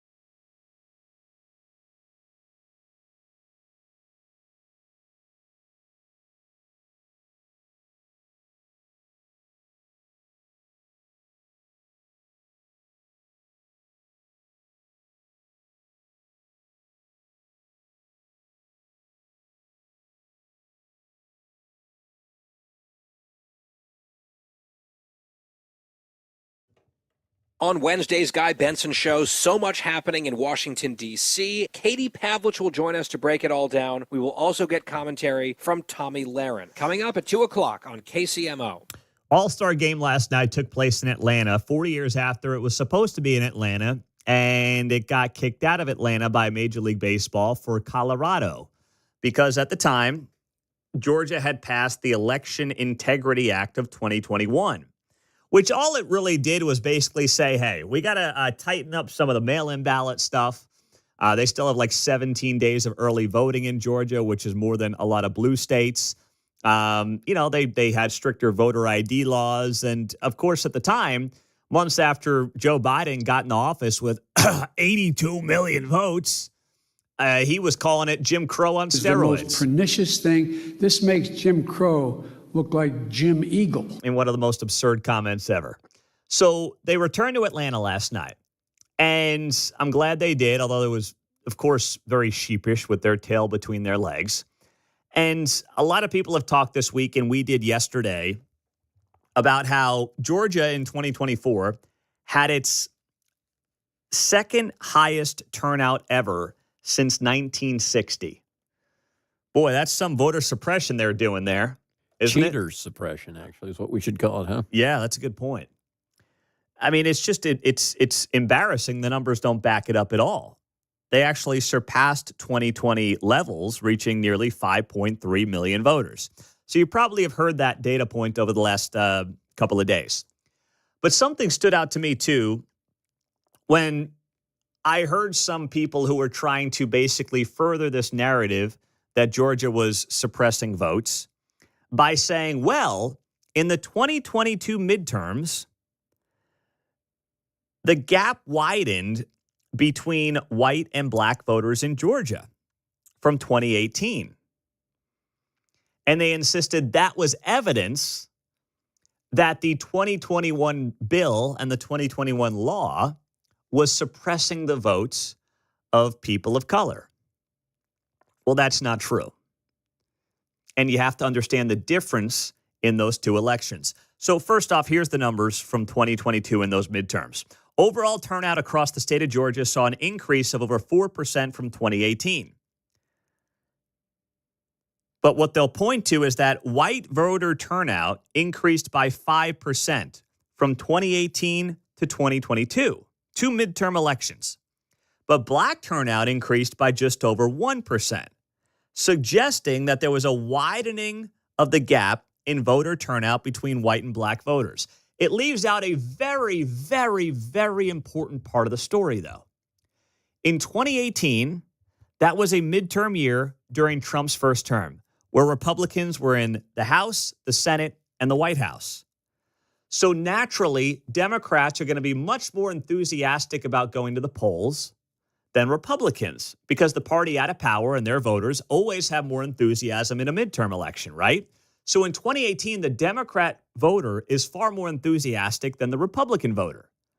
In Georgia in particular, most of the black voters in Georgia are Democrats. So in 2018, of course, there's going to be more enthusiasm from Democrat voters who in a state like Georgia are more likely to be black than they are white. In 2022, that's a midterm election where Democrats hold all the power, right? Biden's in office, Dems have the House and the Senate. In a place like Georgia, where white voters are more Republican, they're going to be the ones who are more enthusiastic to go to the polls. So you would expect to see a larger increase in voter turnout when comparing those two midterms with white voters from 2018, where they were less enthusiastic because they had power, compared to 2022, where they didn't have the political power and were more enthusiastic to go to the polls, when compared to, let's say, black voters from 2018 to 2022, when they were more motivated in 2018 when they and their preferred party didn't have the power, compared to 2022 when their party did have the political power. That is the most important part of that story when comparing those two midterms. It's not as simple as saying, well, in 2022 in Georgia, white voter turnout was up by 5% and black voter turnout was only up by 1%. Therefore, obviously, this 2021 bill was voter suppression for people of color. That's nonsense. It's BS. And it leaves out, I think, the most important caveat in the entire story, John. People like to talk about demographics and break things down, but they seldom like to acknowledge. So there's more of us white folks in general. There's more of us in prison. There's more of us on welfare. So maybe per capita, there are more of us unregistered. And so when you get motivated to register and participate, I would suggest potentially that per capita, there may be more black voters registered per capita in Georgia than white voters, potentially, just based on numbers. Yeah. I don't know the answer to that, No, but I guess right. it's possible. It's just possible. So, you just throw all that out there and you say this is just, once again, people using data to further a narrative that's not actually true. And I thought one of the strongest parts of last night's All-Star game was the Hank Aaron tribute. And Hank Aaron died in January of 21. So that tribute would have happened months after his passing there in Atlanta. Instead, we had to wait 4 more years for that Hank Aaron tribute that was just perfect from the Braves, and I thought was the most powerful part of the entire All-Star game. Coming up, one of the biggest issues being faced by one of our counties. We'll have the insight of David Stokes with the Show Me Institute coming up next.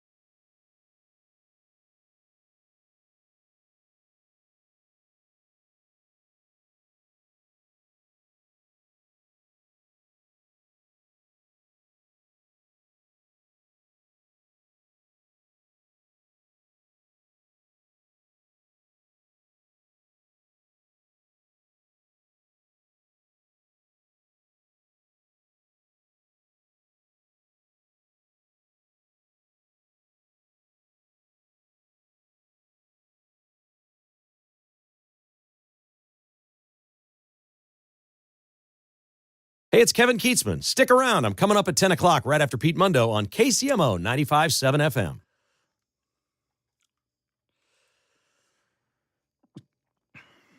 Here is David Stokes. He's with the Show Me Institute. They're a Missouri-based think tank on KCMO Talk Radio 95.7 FM. David, we'll get to Frank White here in a second, but I know that there was a big win this week for property rights in Missouri. What was it?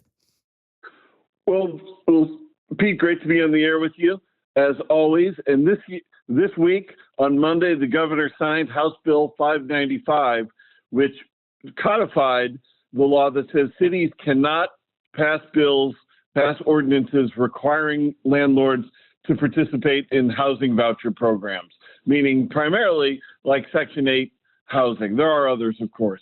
We've talked about this many times over the past couple of years. Kansas City, along with several other cities in the state, passed an ordinance requiring landlords to accept housing vouchers, even if they didn't choose to. And remember, Section 8 and other voucher programs are voluntary federal programs, and yet Kansas City was requiring landlords to participate in it. Kansas City also made some other, I think, very bad policy choices, meaning they made it much more difficult for landlords to reject tenants, made it much more a complicated process to turn people down. And this legislation says cities can't do that either. So basically, it takes out does it override the laws that Kansas City passed, 2 years ago, maybe? Yes, in Kansas City and a few other cities in the state, simply says you cannot do this. It follows up on the law Missouri's long had that cities can't impose rent control, and this is simply saying that cities cannot require landlords to participate to accept housing vouchers if they don't want to. And it also eliminates the parts that only Kansas City did, which made it much more difficult to reject tenants, and made it, instead of, say you have a criminal record, I don't want you to rent my apartment. It should be that simple. Kansas City made it a much more complicated process, and that's out as well. So this is an excellent bill passed by the legislature, a strong victory for property rights throughout Missouri and in Kansas City. In Kansas City, the local ordinance was already on hold due to a lawsuit, but now that's all moot. The state said Kansas City and St. Louis and a few other cities are not allowed to do this, and this is excellent news for landlords. The landlords in Kansas City really got active based on this. Some really good active people out fighting for their own property rights and others, and I know you've talked with them. We've talked about it on the show many times over the past 2 years or so. Yeah. So excellent news in Missouri for landlords and housing rights and property rights and everything. Okay, so I remember there was also a part of this that, and you alluded to it there, where Kansas City was basically saying you either couldn't look up the background of a potential renter of your property and whether or not they had, criminal issues in their past, or you would not be able to turn them down for that specific reason. So just to put a bow on this, that is all out the window. Landlords do not have to take vouchers, and they can reject somebody if they are a criminal, right? They don't have to accept them as a renter anymore. Exactly. Okay. It's gone back to how it was, and it's excellent news. And this is going to help everybody. This doesn't just help landlords. This helps everybody who's looking to rent an apartment, because it's going to make it easier for landlords to invest in Kansas City, to rehab properties and offer new housing in Kansas City. I mean, this was really bad legislation because it was going to limit who wants to operate as a landlord in the city. And now you're going to have more options for everybody. It's just good news all around. David Stokes, Show Me Institute, is here on KCMO Talk Radio 95.7 FM. 7 FM. All right, now, Frank White, where do you want to start? How do you want to beat him up there, David?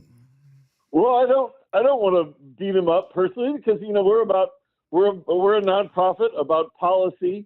Try not to make it about people at all. But I mean, the Kansas City, it never stops. I mean, about the mess of Kansas City assessments, it's just insane. And the thing is, as if people aren't mad enough, I want to remind people that it's not like this in the rest of Missouri. It's something uniquely crazy about Jackson County not being able to just run a decent property reassessment. The other 113 counties in Missouri can do it just fine. We don't have these issues in the rest of the state. Yet here, the Star had a story several weeks ago about a coffee shop owner whose property assessment went up over 600%. Mm-hmm. And this is just unheard of. This is impossible. I don't even want to say it's unheard of. It's impossible for your assessment to increase that much unless you built something new. And according to the story, that hadn't happened. And this coffee shop owner is talking about other commercial property owners in Jackson County who've seen similar assessment increases of several 100% in this Star story from June.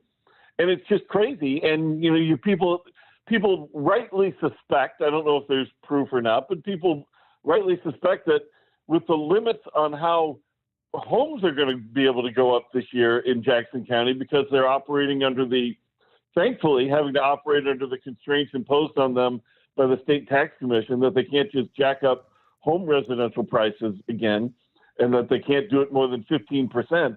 That the suspicion seems to be from the story that are they targeting commercial property owners that they can really raise those increases to offset not being able to raise home increases so much. That's the fair question to ask. And it's just infuriating. And yes, this coffee shop owner will probably succeed on appeal if the county is able to get their appeal process right this year, which they have not been able to operate effectively the last few cycles. Mm-hmm. If they do, the coffee shop owner will probably win and at least see a reduction, but it shouldn't have to come to that. And people have every right to be livid. And there's several state committees trying to investigate property taxes in the state. When it gets back to the one thing we talked about a few weeks ago, that in the special session, the state of Missouri passed some really bad, in my mind, property tax reforms.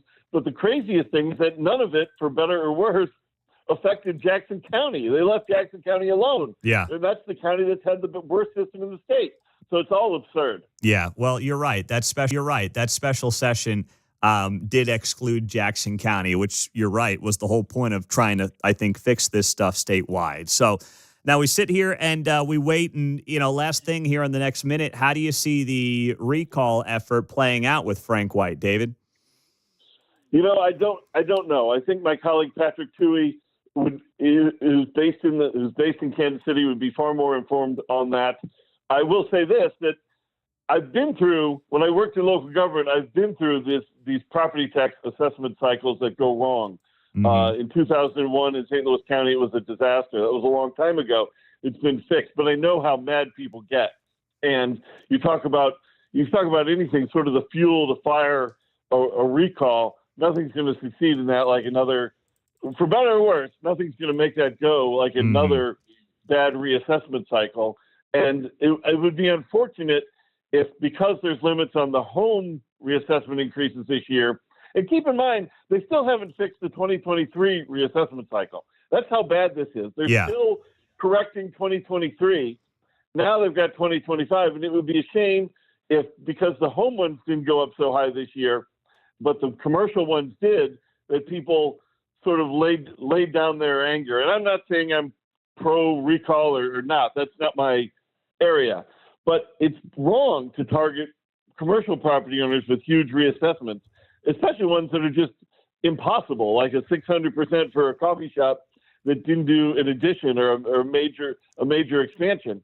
And I hope people are mad about this too, because you should not be targeting the businesses that provide the services to the people of your community of Kansas City, of Independence, of Lee Summit, of every day. We need these businesses to succeed, and huge property tax increases make that difficult. And I'm not anti-property tax, but you need an assessment system and cycle that's fair and accurate, and you just don't have it in Jackson County. Thank you, David Stokes. Appreciate the time. I know we will be talking about this issue of the assessment system many more times over the next several months, and I hope there'll be good news to share. Yeah, I hope not, but I totally get your point. Thank you, David. Have a great day. David Stokes with the Show Me Institute. I'd love to not talk about that. I'd love to not talk about the stadiums, but such is life.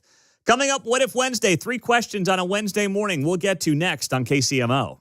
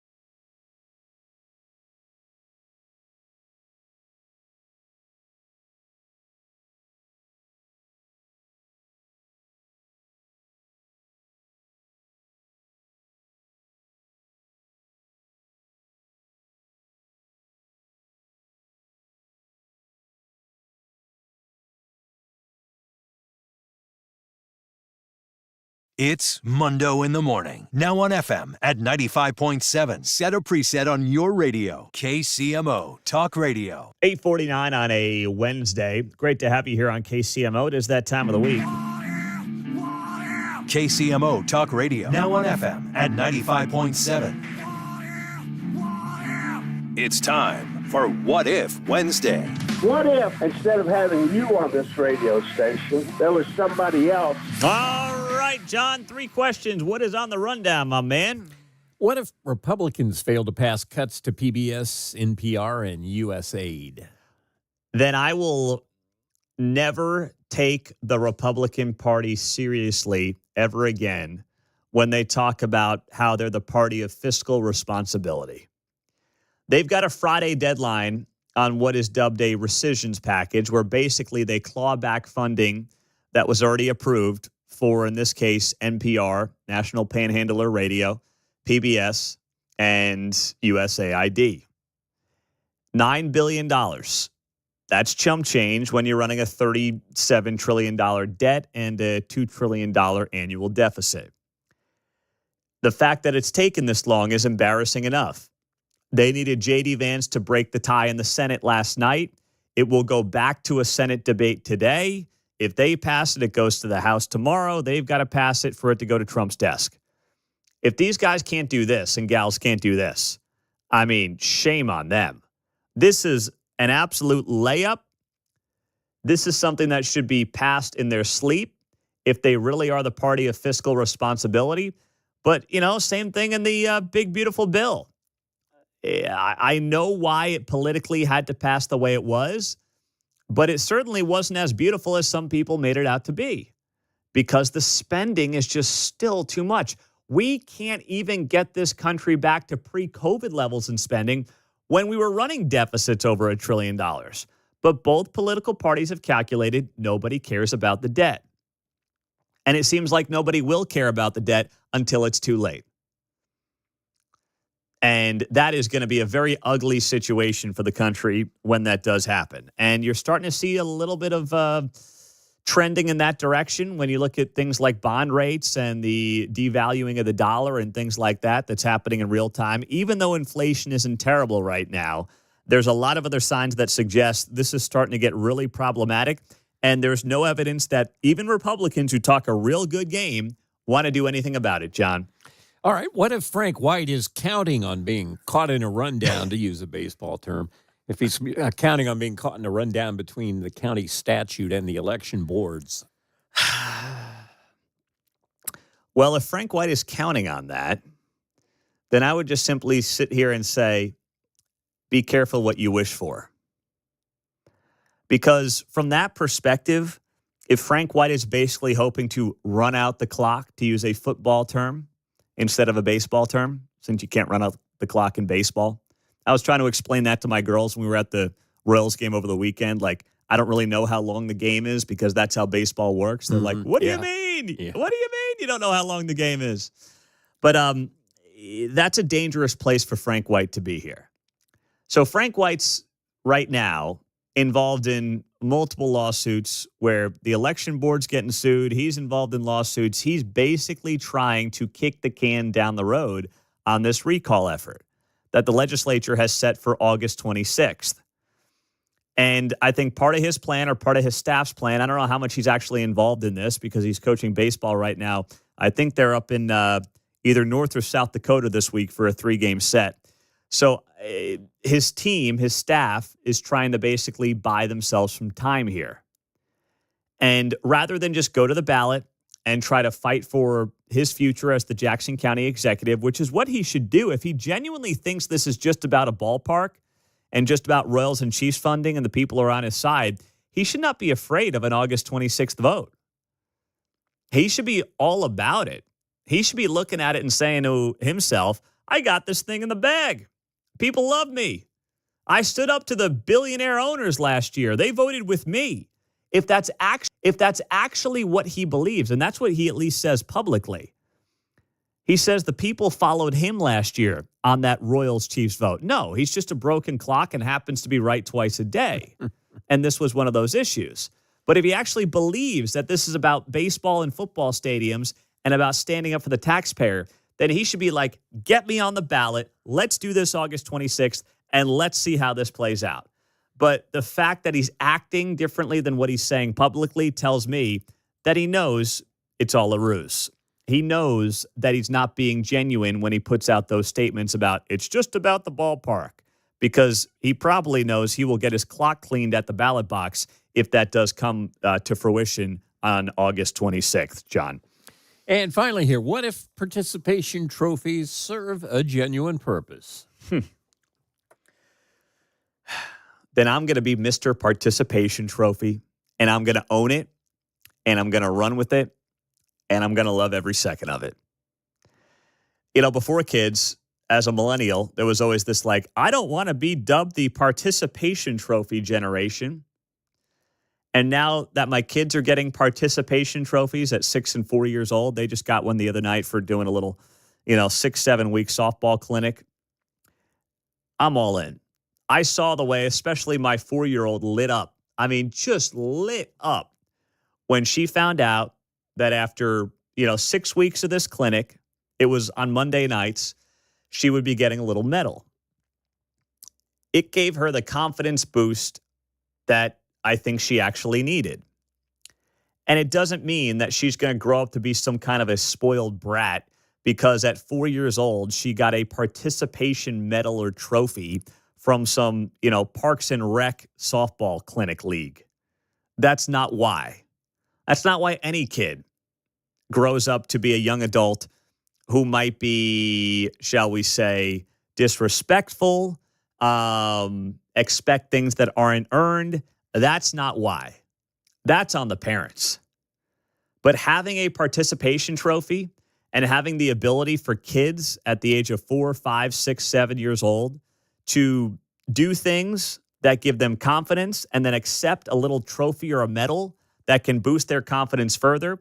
I'm not talking about participation trophies in middle school or high school, but at 4, 5, 6, 7 years old, count me in. I'll be Mr. Participation Trophy because of what I saw it do just to my kids this week. And by the way, when we got home, they forgot about the medal. But in that moment, for that brief moment, it gave them some juice, it gave them confidence, and they were loving it. And if they grow up to be, let's say kids who expect more than they've earned, that will be on me, not on the Parks and Rec League that gave them a little medal at 4, 5, 6 years old. There's your What If Wednesday. Coming up, this is, wow. Do I have to give more credit to Barack Obama for what he said about men and boys and the problem that we're facing with men and boys in this country? I think I do. I've got the quote for you coming up next.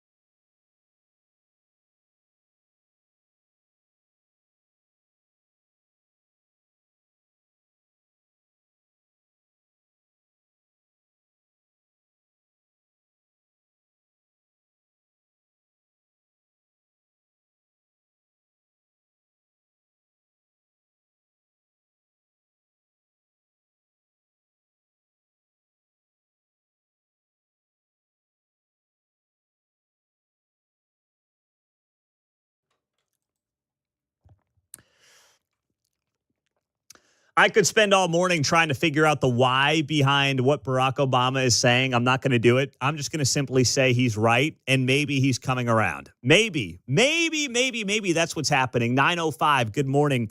Glad you're here on KCMO Talk Radio. So Barack Obama was on Michelle's podcast this, and Barack Obama said something on Michelle's podcast that is something I've been saying for a long time, and many of us have been believing for a long time.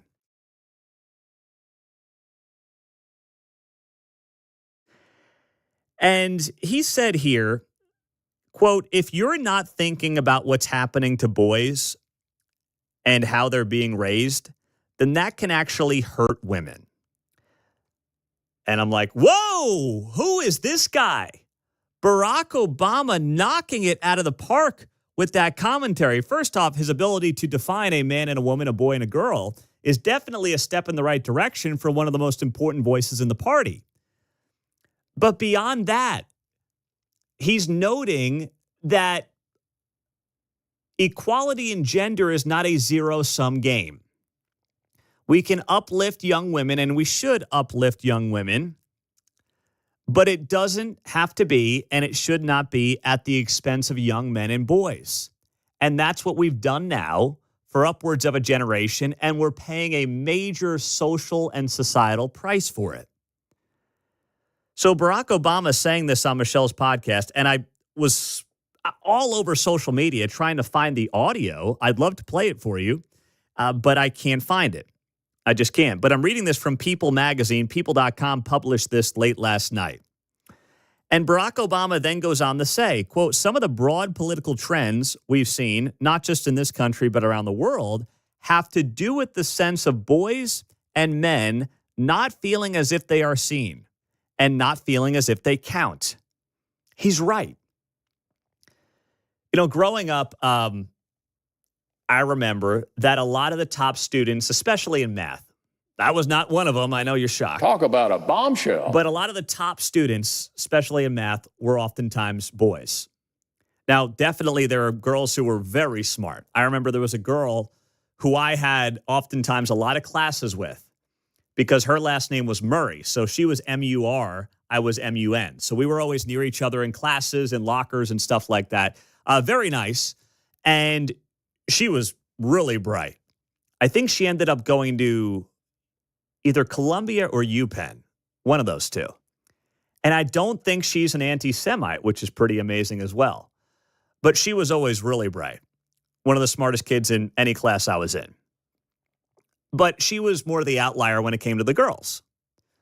The boys were still top of the class in math. And I say this as someone who's, you know, in my mid-30s. Although I'm going to be 37 next month. Does that mean I'm out of my mid-30s, or can I hang on and say I'm in my mid-30s, Mark? I think you got one more year. One more year of mid-30s? Mm-hmm. So 38 starts late 30s. Yeah. Okay. All right, great. Thank you. I appreciate you making me feel better. Now, I've talked to people who are in the teaching profession, and what they'll tell you, this is anecdotal, but they'll all tell you the same thing, I believe, at least the ones I talk to. And it's not just here in Kansas City. It's all over the country. They'll often say that now the top students are overwhelmingly likely to be girls in every subject. The boys are overwhelmingly likely to be goofing off in the back of the room. Now, boys, we always had the goof offs in the back of the room, right? But you also had the students who were serious. Now it's overwhelmingly likely to be female dominated in every subject in the classroom. Nothing happened. Like, there wasn't some great biological change that happened in the last 20 years. It's all societal trends and social trends that we've been pushing.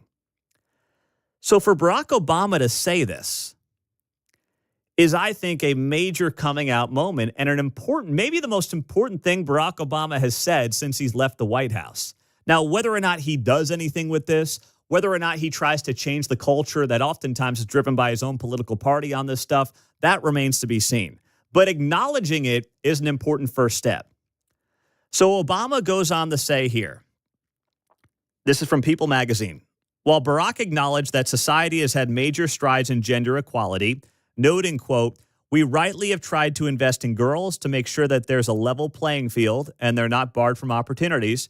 he added, we have not been as willing, I think, to be intentional about investing in boys.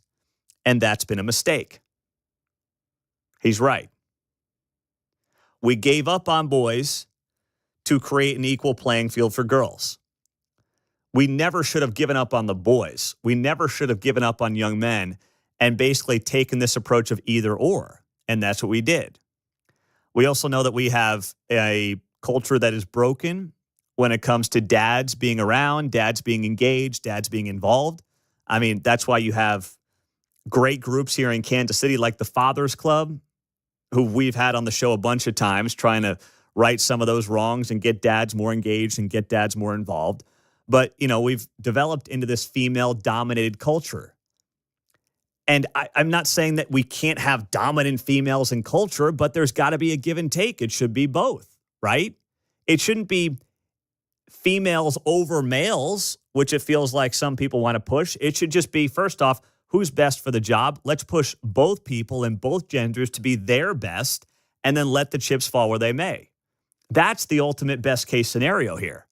And there's not enough of that going on. There's not enough people who actually want to make sure that that's the culture and that's the society that we have happening right now. So you've got Barack Obama finally acknowledging this. Obama says here to Michelle that some men and boys, quote, become more interested in appeals by folks who say, you know what, the reason you don't feel respected is because women have been doing this or this group has been doing this, and that's not a healthy place to be. Yeah, well, when you pit people against each other, that's what you get. When boys now feel like they're taking a backseat to girls, this is what you get. Animosity grows. So what happens? Women right now are more likely to have college degrees than men are. You have a white-collar versus blue-collar breakdown going on. You have a dating world that is so messed up. I'm so glad I'm not in it and haven't been in it in going on 20 years at this point, that now is just swipe left, swipe right. On top of that, you've got men who are just going down the rabbit hole of things like pornography, which is, I mean, a total destroyer of confidence, of social well-being. It's an addiction for many young men now. They feel like there's no purpose for them. You've got 7 million able-bodied men out of the workforce. And this is not just about men. I've got 3 daughters. This is bad for them. It's bad for the future of the country. Whether you have young men or young girls, you need young men to be strong, to be confident, to have a strong culture. It takes 2 to tango, as cliche as it is, John. Yeah, it seems like a pendulum swinging back and forth. So as we focus on opportunities to make improvements for women, we're not focusing on the boys rather than leaving them behind, so to speak. But as that pendulum swings, then the extremes will jump on. So not only were we focusing on the women, then we had the extreme side jump onto the pendulum momentum and vilify toxic masculinity. So we carried the pendulum swing even further than it might have before we had time to turn around and say, wait a minute, let's get to equal opportunities here. Yeah. Now, Obama's looking at this, too, probably from a political standpoint and saying, wow, Trump is cleaning our clock with young men. So there's no doubt to me that there is a political element to all this for Obama. His party has become the party of wine moms. Donald Trump's Republican Party has become the party of oftentimes younger American men. And it's a diverse coalition of younger American men who just want to get that pendulum back to, at the very least, the middle, which is where we should want it to be, right? That's what we should be lobbying and advocating for. That's it. And if Barack Obama is willing to acknowledge that, then maybe it's an opportunity for his party to look in the mirror and say, you know what? We've screwed this thing up from a cultural perspective. We've screwed this thing up from a societal perspective. And we've screwed this thing up from a political perspective. And maybe there's a willingness from their end to bring things back to the middle to where they need to be. I would love to see it. It'd be good for the country. Even though I admit it would be good for a political party that I'm not really a fan of, I care way more about the country than I do either political party, and it would be good for the country if both parties came back to acknowledging that. Great point. I was going to bring that up, and you said it so succinctly. Well, I try to do that once in a while. It's not about whether the Democrats improve. It's about improving the nation. So, yes. Hey, it's not about counting the votes here. It's about getting her back on track. Mm-hmm. On the text line, Pete, can I get an Emmanuel Cleaver, amen, a woman? I don't know if I have that drop. The best I can do is... mustard, moo. That's the best I got. Pete, Obama gets no credit for anything, 0, and I voted for the guy. Okay, I disagree. Do with that what you want, but I disagree. I'll give him credit on this one. Even though, yes, I think there's been a lot of damage done societally in this country by Barack Obama going back nearly 20 years now. I both those things can be true. There's no doubt about it. Coming up next on KCMO, Roger Marshall, Kansas U.S. Senator, is going to be here. Can they finally get these spending cuts done? And we'll talk about a Maha roundtable he was a part of next.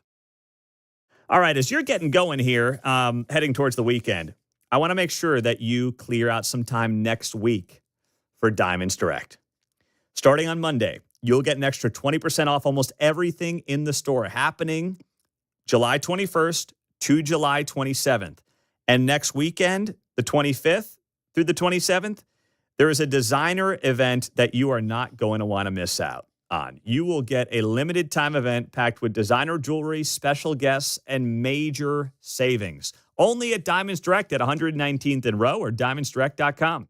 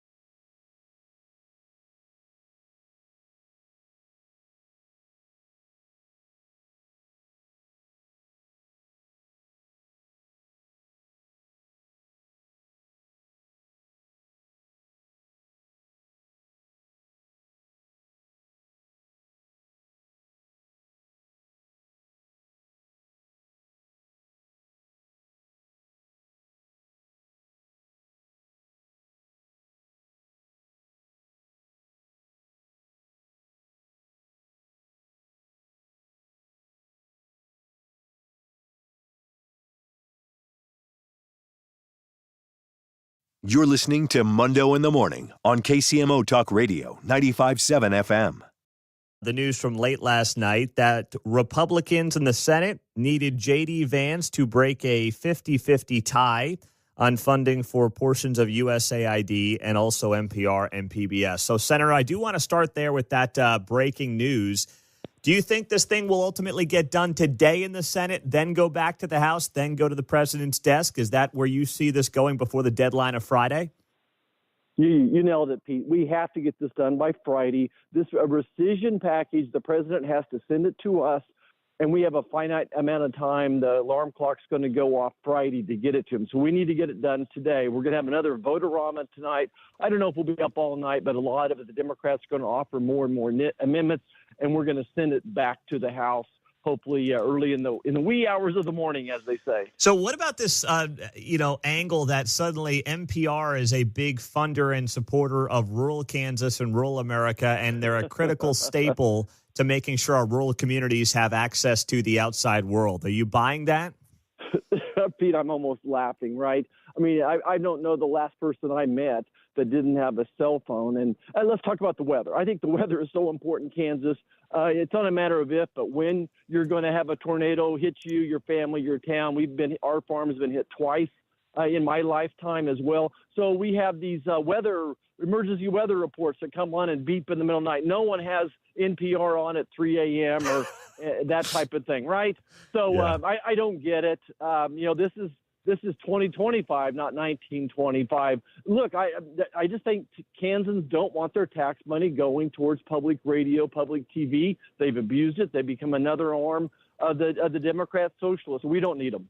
Yeah, I'm with you. It's disappointing it's taking this long, but I understand this stuff. Of course, there is a process to it all. So, Senator, let's talk about what you were doing yesterday. You hosted Secretary Brooke Rollins, Secretary of Agriculture, and then, of course, Secretary Kennedy, HHS Secretary, at the Capitol for the first MAHA roundtable on Capitol Hill. What was the purpose and the goal, and how did it go? Well, Pete, as you know, I've had a foot in agriculture my entire life. I've had a foot in healthcare for 30 years, delivered a baby every day for those 30 years, counting residency. And what I've learned is how important nutrition is. And as I back up and try to figure out who MAHA is, Make America Healthy Again, and me and my wife has been MAHA, I've been MAHA, I just didn't know I was, right? The eat healthy, exercise, those types of things. But where I found the MAHA people were kind of beating up agriculture, saying, you can't use fertilizer, you can't use pesticides. And I tried to figure, well, where do we agree? Well, we agree that healthy soil makes healthy food, makes healthy people. So rather than telling agriculture what you can't do, let's define what healthy soil looks like. And what I wanted to do was sit down with Secretary Kennedy to show him all the incredible things Kansas agriculture is doing to grow more with less through precision agriculture, through regenerative agriculture. And because of the technology we have today, we're maybe using 40% of the amounts of fertilizers and pesticides we were in the past. So we're getting there. So do you feel, what is the role then of the farmers? Because obviously you're right. The MAHA movement has ragged on the farmers saying, hey, these guys and gals are using Roundup and, that's killing us and we got to get that out of our agriculture industry. Where are you at on that? Well, I'm going to emphasize that we're using less and less of it. And I would just emphasize that the only time we're using Roundup is before we plant the seed. And there is minimal, if any, Roundup in that loaf of bread that you're eating at the grocery store.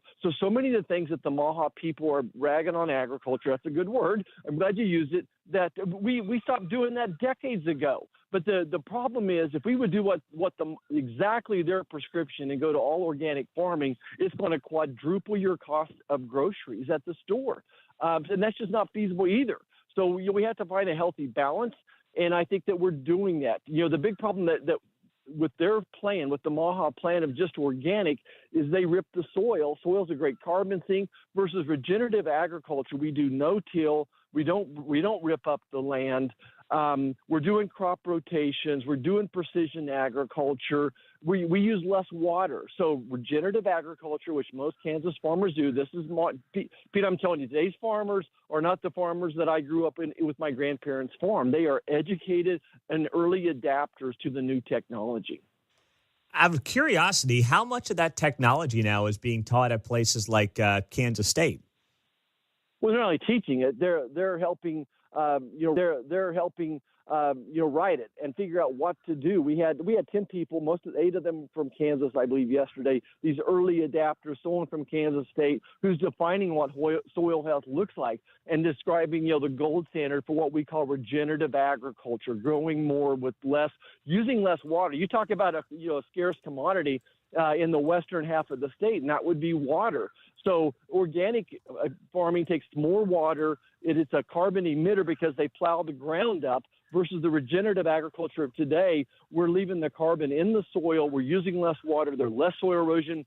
If they do the right practices, we've decreased the drift of pesticides and fertilizers off the farm by 90%, because I want to keep your water clean too for your kids. Mm-hmm. Pete, I want the water clean, so we are decreasing the drift. Modern day agriculture is just so much improved when it comes to the amount of fertilizers, the decrease in fertilizers. And by the way, we have new things, biologic fertilizers and biologic pesticides as well that Kansas State and other places are developed. I went to Israel and visited their agriculture sector as well, and they're leading in some of these technologies. You talk about scarce water sources, and that would be Israel.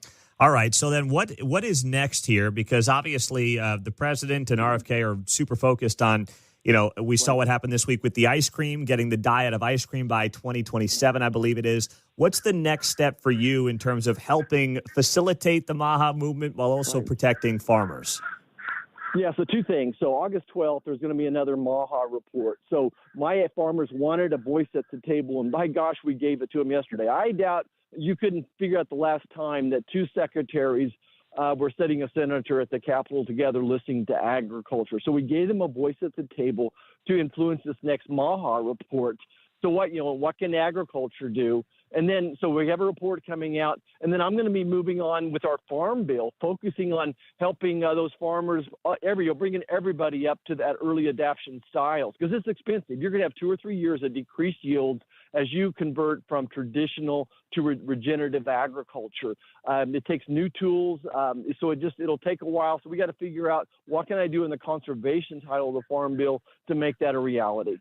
All right, Senator, we appreciate the time as always. Thanks, Pete. Bye-bye. All right, there you go. Roger Marshall on KCMO. Our caller of the day is a great one next.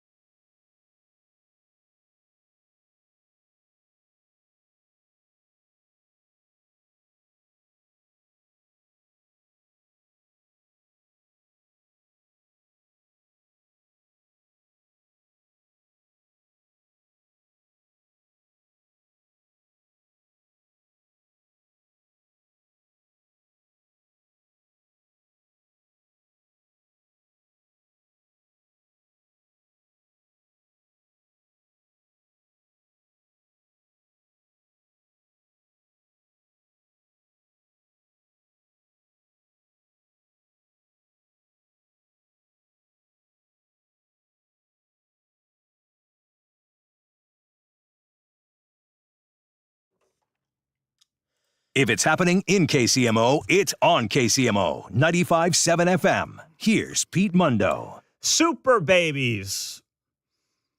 I make them. Mark makes them. But, if you can't do it the old-fashioned way, I guess you'll go the Silicon Valley route. Huge piece this morning that we read to you early today. Didn't read the whole thing. Trust me, it's way too long for that. But it was featured this morning in the Washington Post, headlined, "Inside the Silicon Valley Push to Breed Super Babies." So the article goes on to note how this company, Orchid Health, which is screening embryos for thousands of potential future illnesses, is being used by the rich, the famous, the tech industry world in letting prospective parents plan their families with far more information than they've ever had before. And Elon Musk's baby mama, who last year gave birth to his 13th kid, is interested in furthering this and trying to help this when it comes to getting people more enthused and engaged about having kids and being able to basically figure out a way to make sure that they can avoid things like cancer and bipolar and Alzheimer's and schizophrenia. It sounds nice on paper, right? But like with any of this stuff, when you try to play God, there's a major downside that the Washington Post in this story that was several thousand words did not explore. And maybe that's just because they wanted to highlight what's happening in Silicon Valley. Austin, Texas, California is obviously where the hub of all this is happening right now. But it brings up a, I think, dangerous path to go down societally, socially, and just physically, genetically. I mean, we see what happens with dog breeders when things go wrong, right? I mean, these dogs end up being as brittle as could be. They don't have long lifespans. They come with a host of problems. What do you think is going to happen with kids? I mean, it sounds great on paper. You mean I can pick to make sure my kid doesn't have some genetic disease that runs in the family? That's fantastic. You think that'll be without some other risks that will be associated with the birth of that child? Come on. So we talked about it this morning. We took a lot of calls on it. There were some outstanding calls. And one of the things that I alluded to personally is the fact that with each of our three girls, we got offered around the 15-week mark the opportunity to do an early Down syndrome test that also would give you the gender of the child.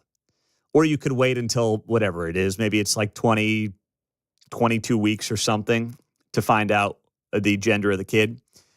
So we never did the test because it was like, what's the point? The test wasn't even accurate. They admitted as much. It's not 100% accurate. So we're going to take a test on Downs that may not be accurate. If it comes back positive, then obviously we're not going to do anything. It's just going to add anxiety to our lives, obviously. That's natural, but we're not like going the abortion route or anything. So what's the point of the test? And then, it'd be nice to know the gender, I guess, a little bit earlier, but we can wait a few more weeks. So we never did that test. But I know it's something that they always offer, and Kate's doctor always kind of brought that up, and we said thanks, but no thanks. So to me, this is kind of that next step, right? It's a very far next step, but it is a next step in this whole thing of like getting to find out more and pick more about the baby that you are theoretically going to have. And this conversation led to a really personal story from one of our callers, and he is our caller of the day. It's the Mundo in the Morning Caller of the Day on KCMO Talk Radio, now on FM at 95.7. Jay in St. Joe. Jay, you're on KCMO. Good morning. Hey, Pete, can you hear me okay? I got you. What's up, brother? Hey, man, it was 2000 and I think about 15, we were pregnant. Like you said, the 16 to 18 week mark somewhere they offered testing, and we didn't know any different. We'd already had 2 miscarriages and 1 kid, so of course my wife was skeptical. So they did the testing and they brought us back in and they said, hey, your son tested positive for trisomy 18. Trisomy 18 is a terrible degenerative disease. They said if this kid's born, he's going to have short femurs. We've already measured his femurs that are short. The testing came back positive. He's got a enlarged head and his heart is messed up. If he's born, He may live 24 hours. He may not. So we're going to hook you up with this nurse and terminate this pregnancy. They made it seem like it wasn't even an option to keep the kid. And as a Christian and a Christ follower who doesn't think that should be an option, I got really upset and said, there's no chance. I'll give this kid a chance at life no matter what. That kid is now 10 years old. He loves fishing. He plays quarterback. He shoots baskets all day, and he's just a stud. There's nothing wrong with that kid. Like you said, those tests aren't accurate, and I think it's pure evil that they even allow an option for a doctor to sit down and tell you something like that, and it just breaks my heart that millions and millions of kids have lost a chance at life because of that kind of testing and a doctor that doesn't care about life. Jay, thank you, man. I love that about your son, by the way, and I appreciate you sharing it. That's tremendous. And yeah, but kind of like you said, even if he would have been born and had 24 hours, that's the chance I would have gave him. Mm-hmm. And if that's the plan for his life, and that we gave him a chance. Why take that away? Well shared, and we appreciate Jay being willing to come on a show and tell that story to us here on KCMO Talk Radio. On the text line, Pete, my nephew had 2 Down syndrome tests and was told his son was good. His son then was born with Downs. Exactly right. Test is wildly inaccurate, but now we're taking things to the next level. The Washington Post story goes on to talk about this couple, Julie and Rashawn of San Francisco. They had Orchid undertake polygenic screenings of 12 of their embryos. Their baby Astra was born this year. Of course. I mean, people doing this, of course, are naming their kid Astra, right? I mean, what is that? Is that a boy? Is that a girl? Are we doing this kind of non-binary nonsense? What is Astra? Anyway, Astra was born, and after a full genome screening of 12 embryos, the parents selected one that did not have a hearing loss gene that they both carried. Now, also carrying a gene does not mean there's some guarantee that you are going to pass that on and that child is going to have that same gene and potentially suffer from having that gene if they carry it, right? And what else is going on the back end of this? What other issues are potentially coming of trying to pick the genomes that your child are going to be born with? I mean, this is just a whole can of worms that I want absolutely no part of. And if the Silicon Valley freaks want to do this and want to have fun with this and think that they can play God and make the perfect child that's got, blonde hair, blue eyes, and has no chance of any kind of mental health or physical health disease, I'll let them do their thing, I suppose. Let them create their weird little cult out there in California and down in Austin, Texas. But I'll prefer to do it the old-fashioned way, although I think I'm done with that. Mark, you done with that, big fella? Yeah, I'm pretty sure. Hey, man, if you hit it big coming up here on this unnamed TV show you're going to be a stand-in for, who knows, man? Might push me for more. Yeah, I know. You might be a Hollywood star pretty soon, and you'll be having kids all over the place, brother. Speaking of that, Mark is moving forward in this unnamed TV show that rhymes with lead tasso that he apparently might be appearing in. Wait, hold it. I'm teasing it, Mark. Okay. We're going to end the show with it. Hold your horses. I know you're very excited. We'll wrap up the show there coming up next. Don't miss it. Mark might be coming to a television near you pretty soon. Next on KCMO.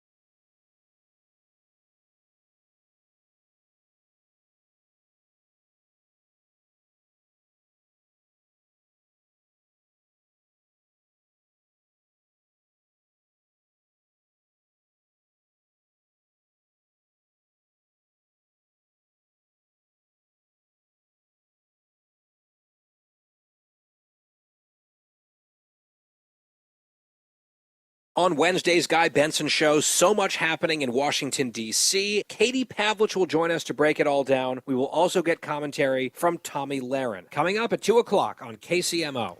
All right. Speaking of Guy Benson, I'm looking at him right now on Fox News. Although I will tell you what, Fox News is overplaying this New York City mayor's race. Like, they got to realize something. The bulk of their audience is not in New York, and I know that they work there, and trust me, I work there. I get it. But it's just not compelling on a national level. I thought it was just me. No, it's way overblown. And frankly, they're showing their geographic bias, super serving us this Mamdani story of this communist, socialist, whatever he is, that's probably the next New York City mayor. I mean, I know you guys all live there, and that sucks for you, but the bulk of your audience is not there, and it has no impact on their lives. My only angle on Mamdani has been like, well, you think Quentin Lucas is bad? Could be a heck of a lot worse. All right. Well, in a left-handed way, at least the media is warning us. Yeah, I guess. And the other thing I think for Fox is they want to use this as kind of like the future face of the Democratic Party, and here's where the party is trending, and can you believe what they've done in New York? So there's an element to it that I think helps the Republican Party brand, but they're just way overplaying the story. You know, on Ghostbusters, how you weren't supposed to cross the streams when you were getting rid of the ghost? You've got AOC and this Mamdani guy going to D.C. today. I'm like, something negative has got to happen with the two of them stand together. Like, everybody gets dumber just within 3 blocks of the vicinity. Did you hear what Trump said about AOC yesterday?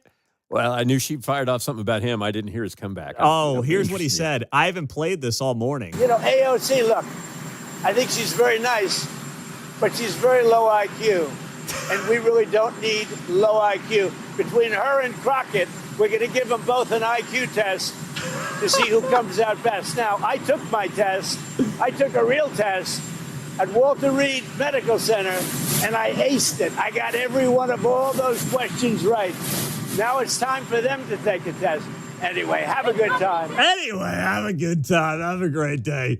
That was Trump before he took off for Pittsburgh yesterday, where he had a press conference about $90 billion being invested in energy and AI in Western PA. I would hate to be the guy administering the test. I think Trump would be insufferable. How'd I do? Yeah, you aced it, sir. Just go. Oh, my gosh. What was number 5, though? I wasn't sure. I'd love to see this test scores on that IQ test. I really would like to see it. Is it like the club championship, though? I mean, does he get the questions before the test? Is there a little, wink, wink, nod going on here? We did the Wonderlic thing for draft picks. That's true. Let's do the Congress. I'd love to see. Oh, that would be great. IQ test results from everybody in Congress, just like the Wonderlic for quarterbacks. That'd be awesome. Mark, what's going on, my man? Are we going to see you on the big screen here with this big-time TV show coming to Kansas City looking for stand-ins? We'll see. I'm supposed to be going there next week, so. You got approved? I got approved. Don't know exactly the times, but I'll be there doing something. Okay, so tell me how this works. They sent you an email saying, Mark, we'd like you to be what is it, a stand-in or? Stand-in, yeah. Just a stand-in. Yep. Wasn't there something else you applied for? I also applied to potentially be an extra. Okay. So they didn't call me back for that. You did not get the extra. Yeah. But you did get the call back for the stand-in. Yes. Extras are better, right? Because you actually might be seen. Stand-ins don't get seen. Extras are kind of in the background. You don't really see them.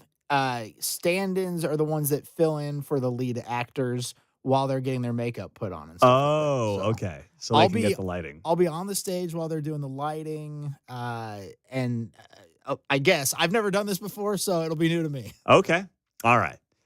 Now, they've said to you, we'd like to use you as a potential stand-in on these days next week, right? Yeah. But they've given you no times. Yeah, I won't know the times till the day before. It's rough. That's for somebody that actually has a job. That's bull. What do they think? People are just clamoring for $150 to stand there as a stand-in for 8 hours? I think it's more of a secretive.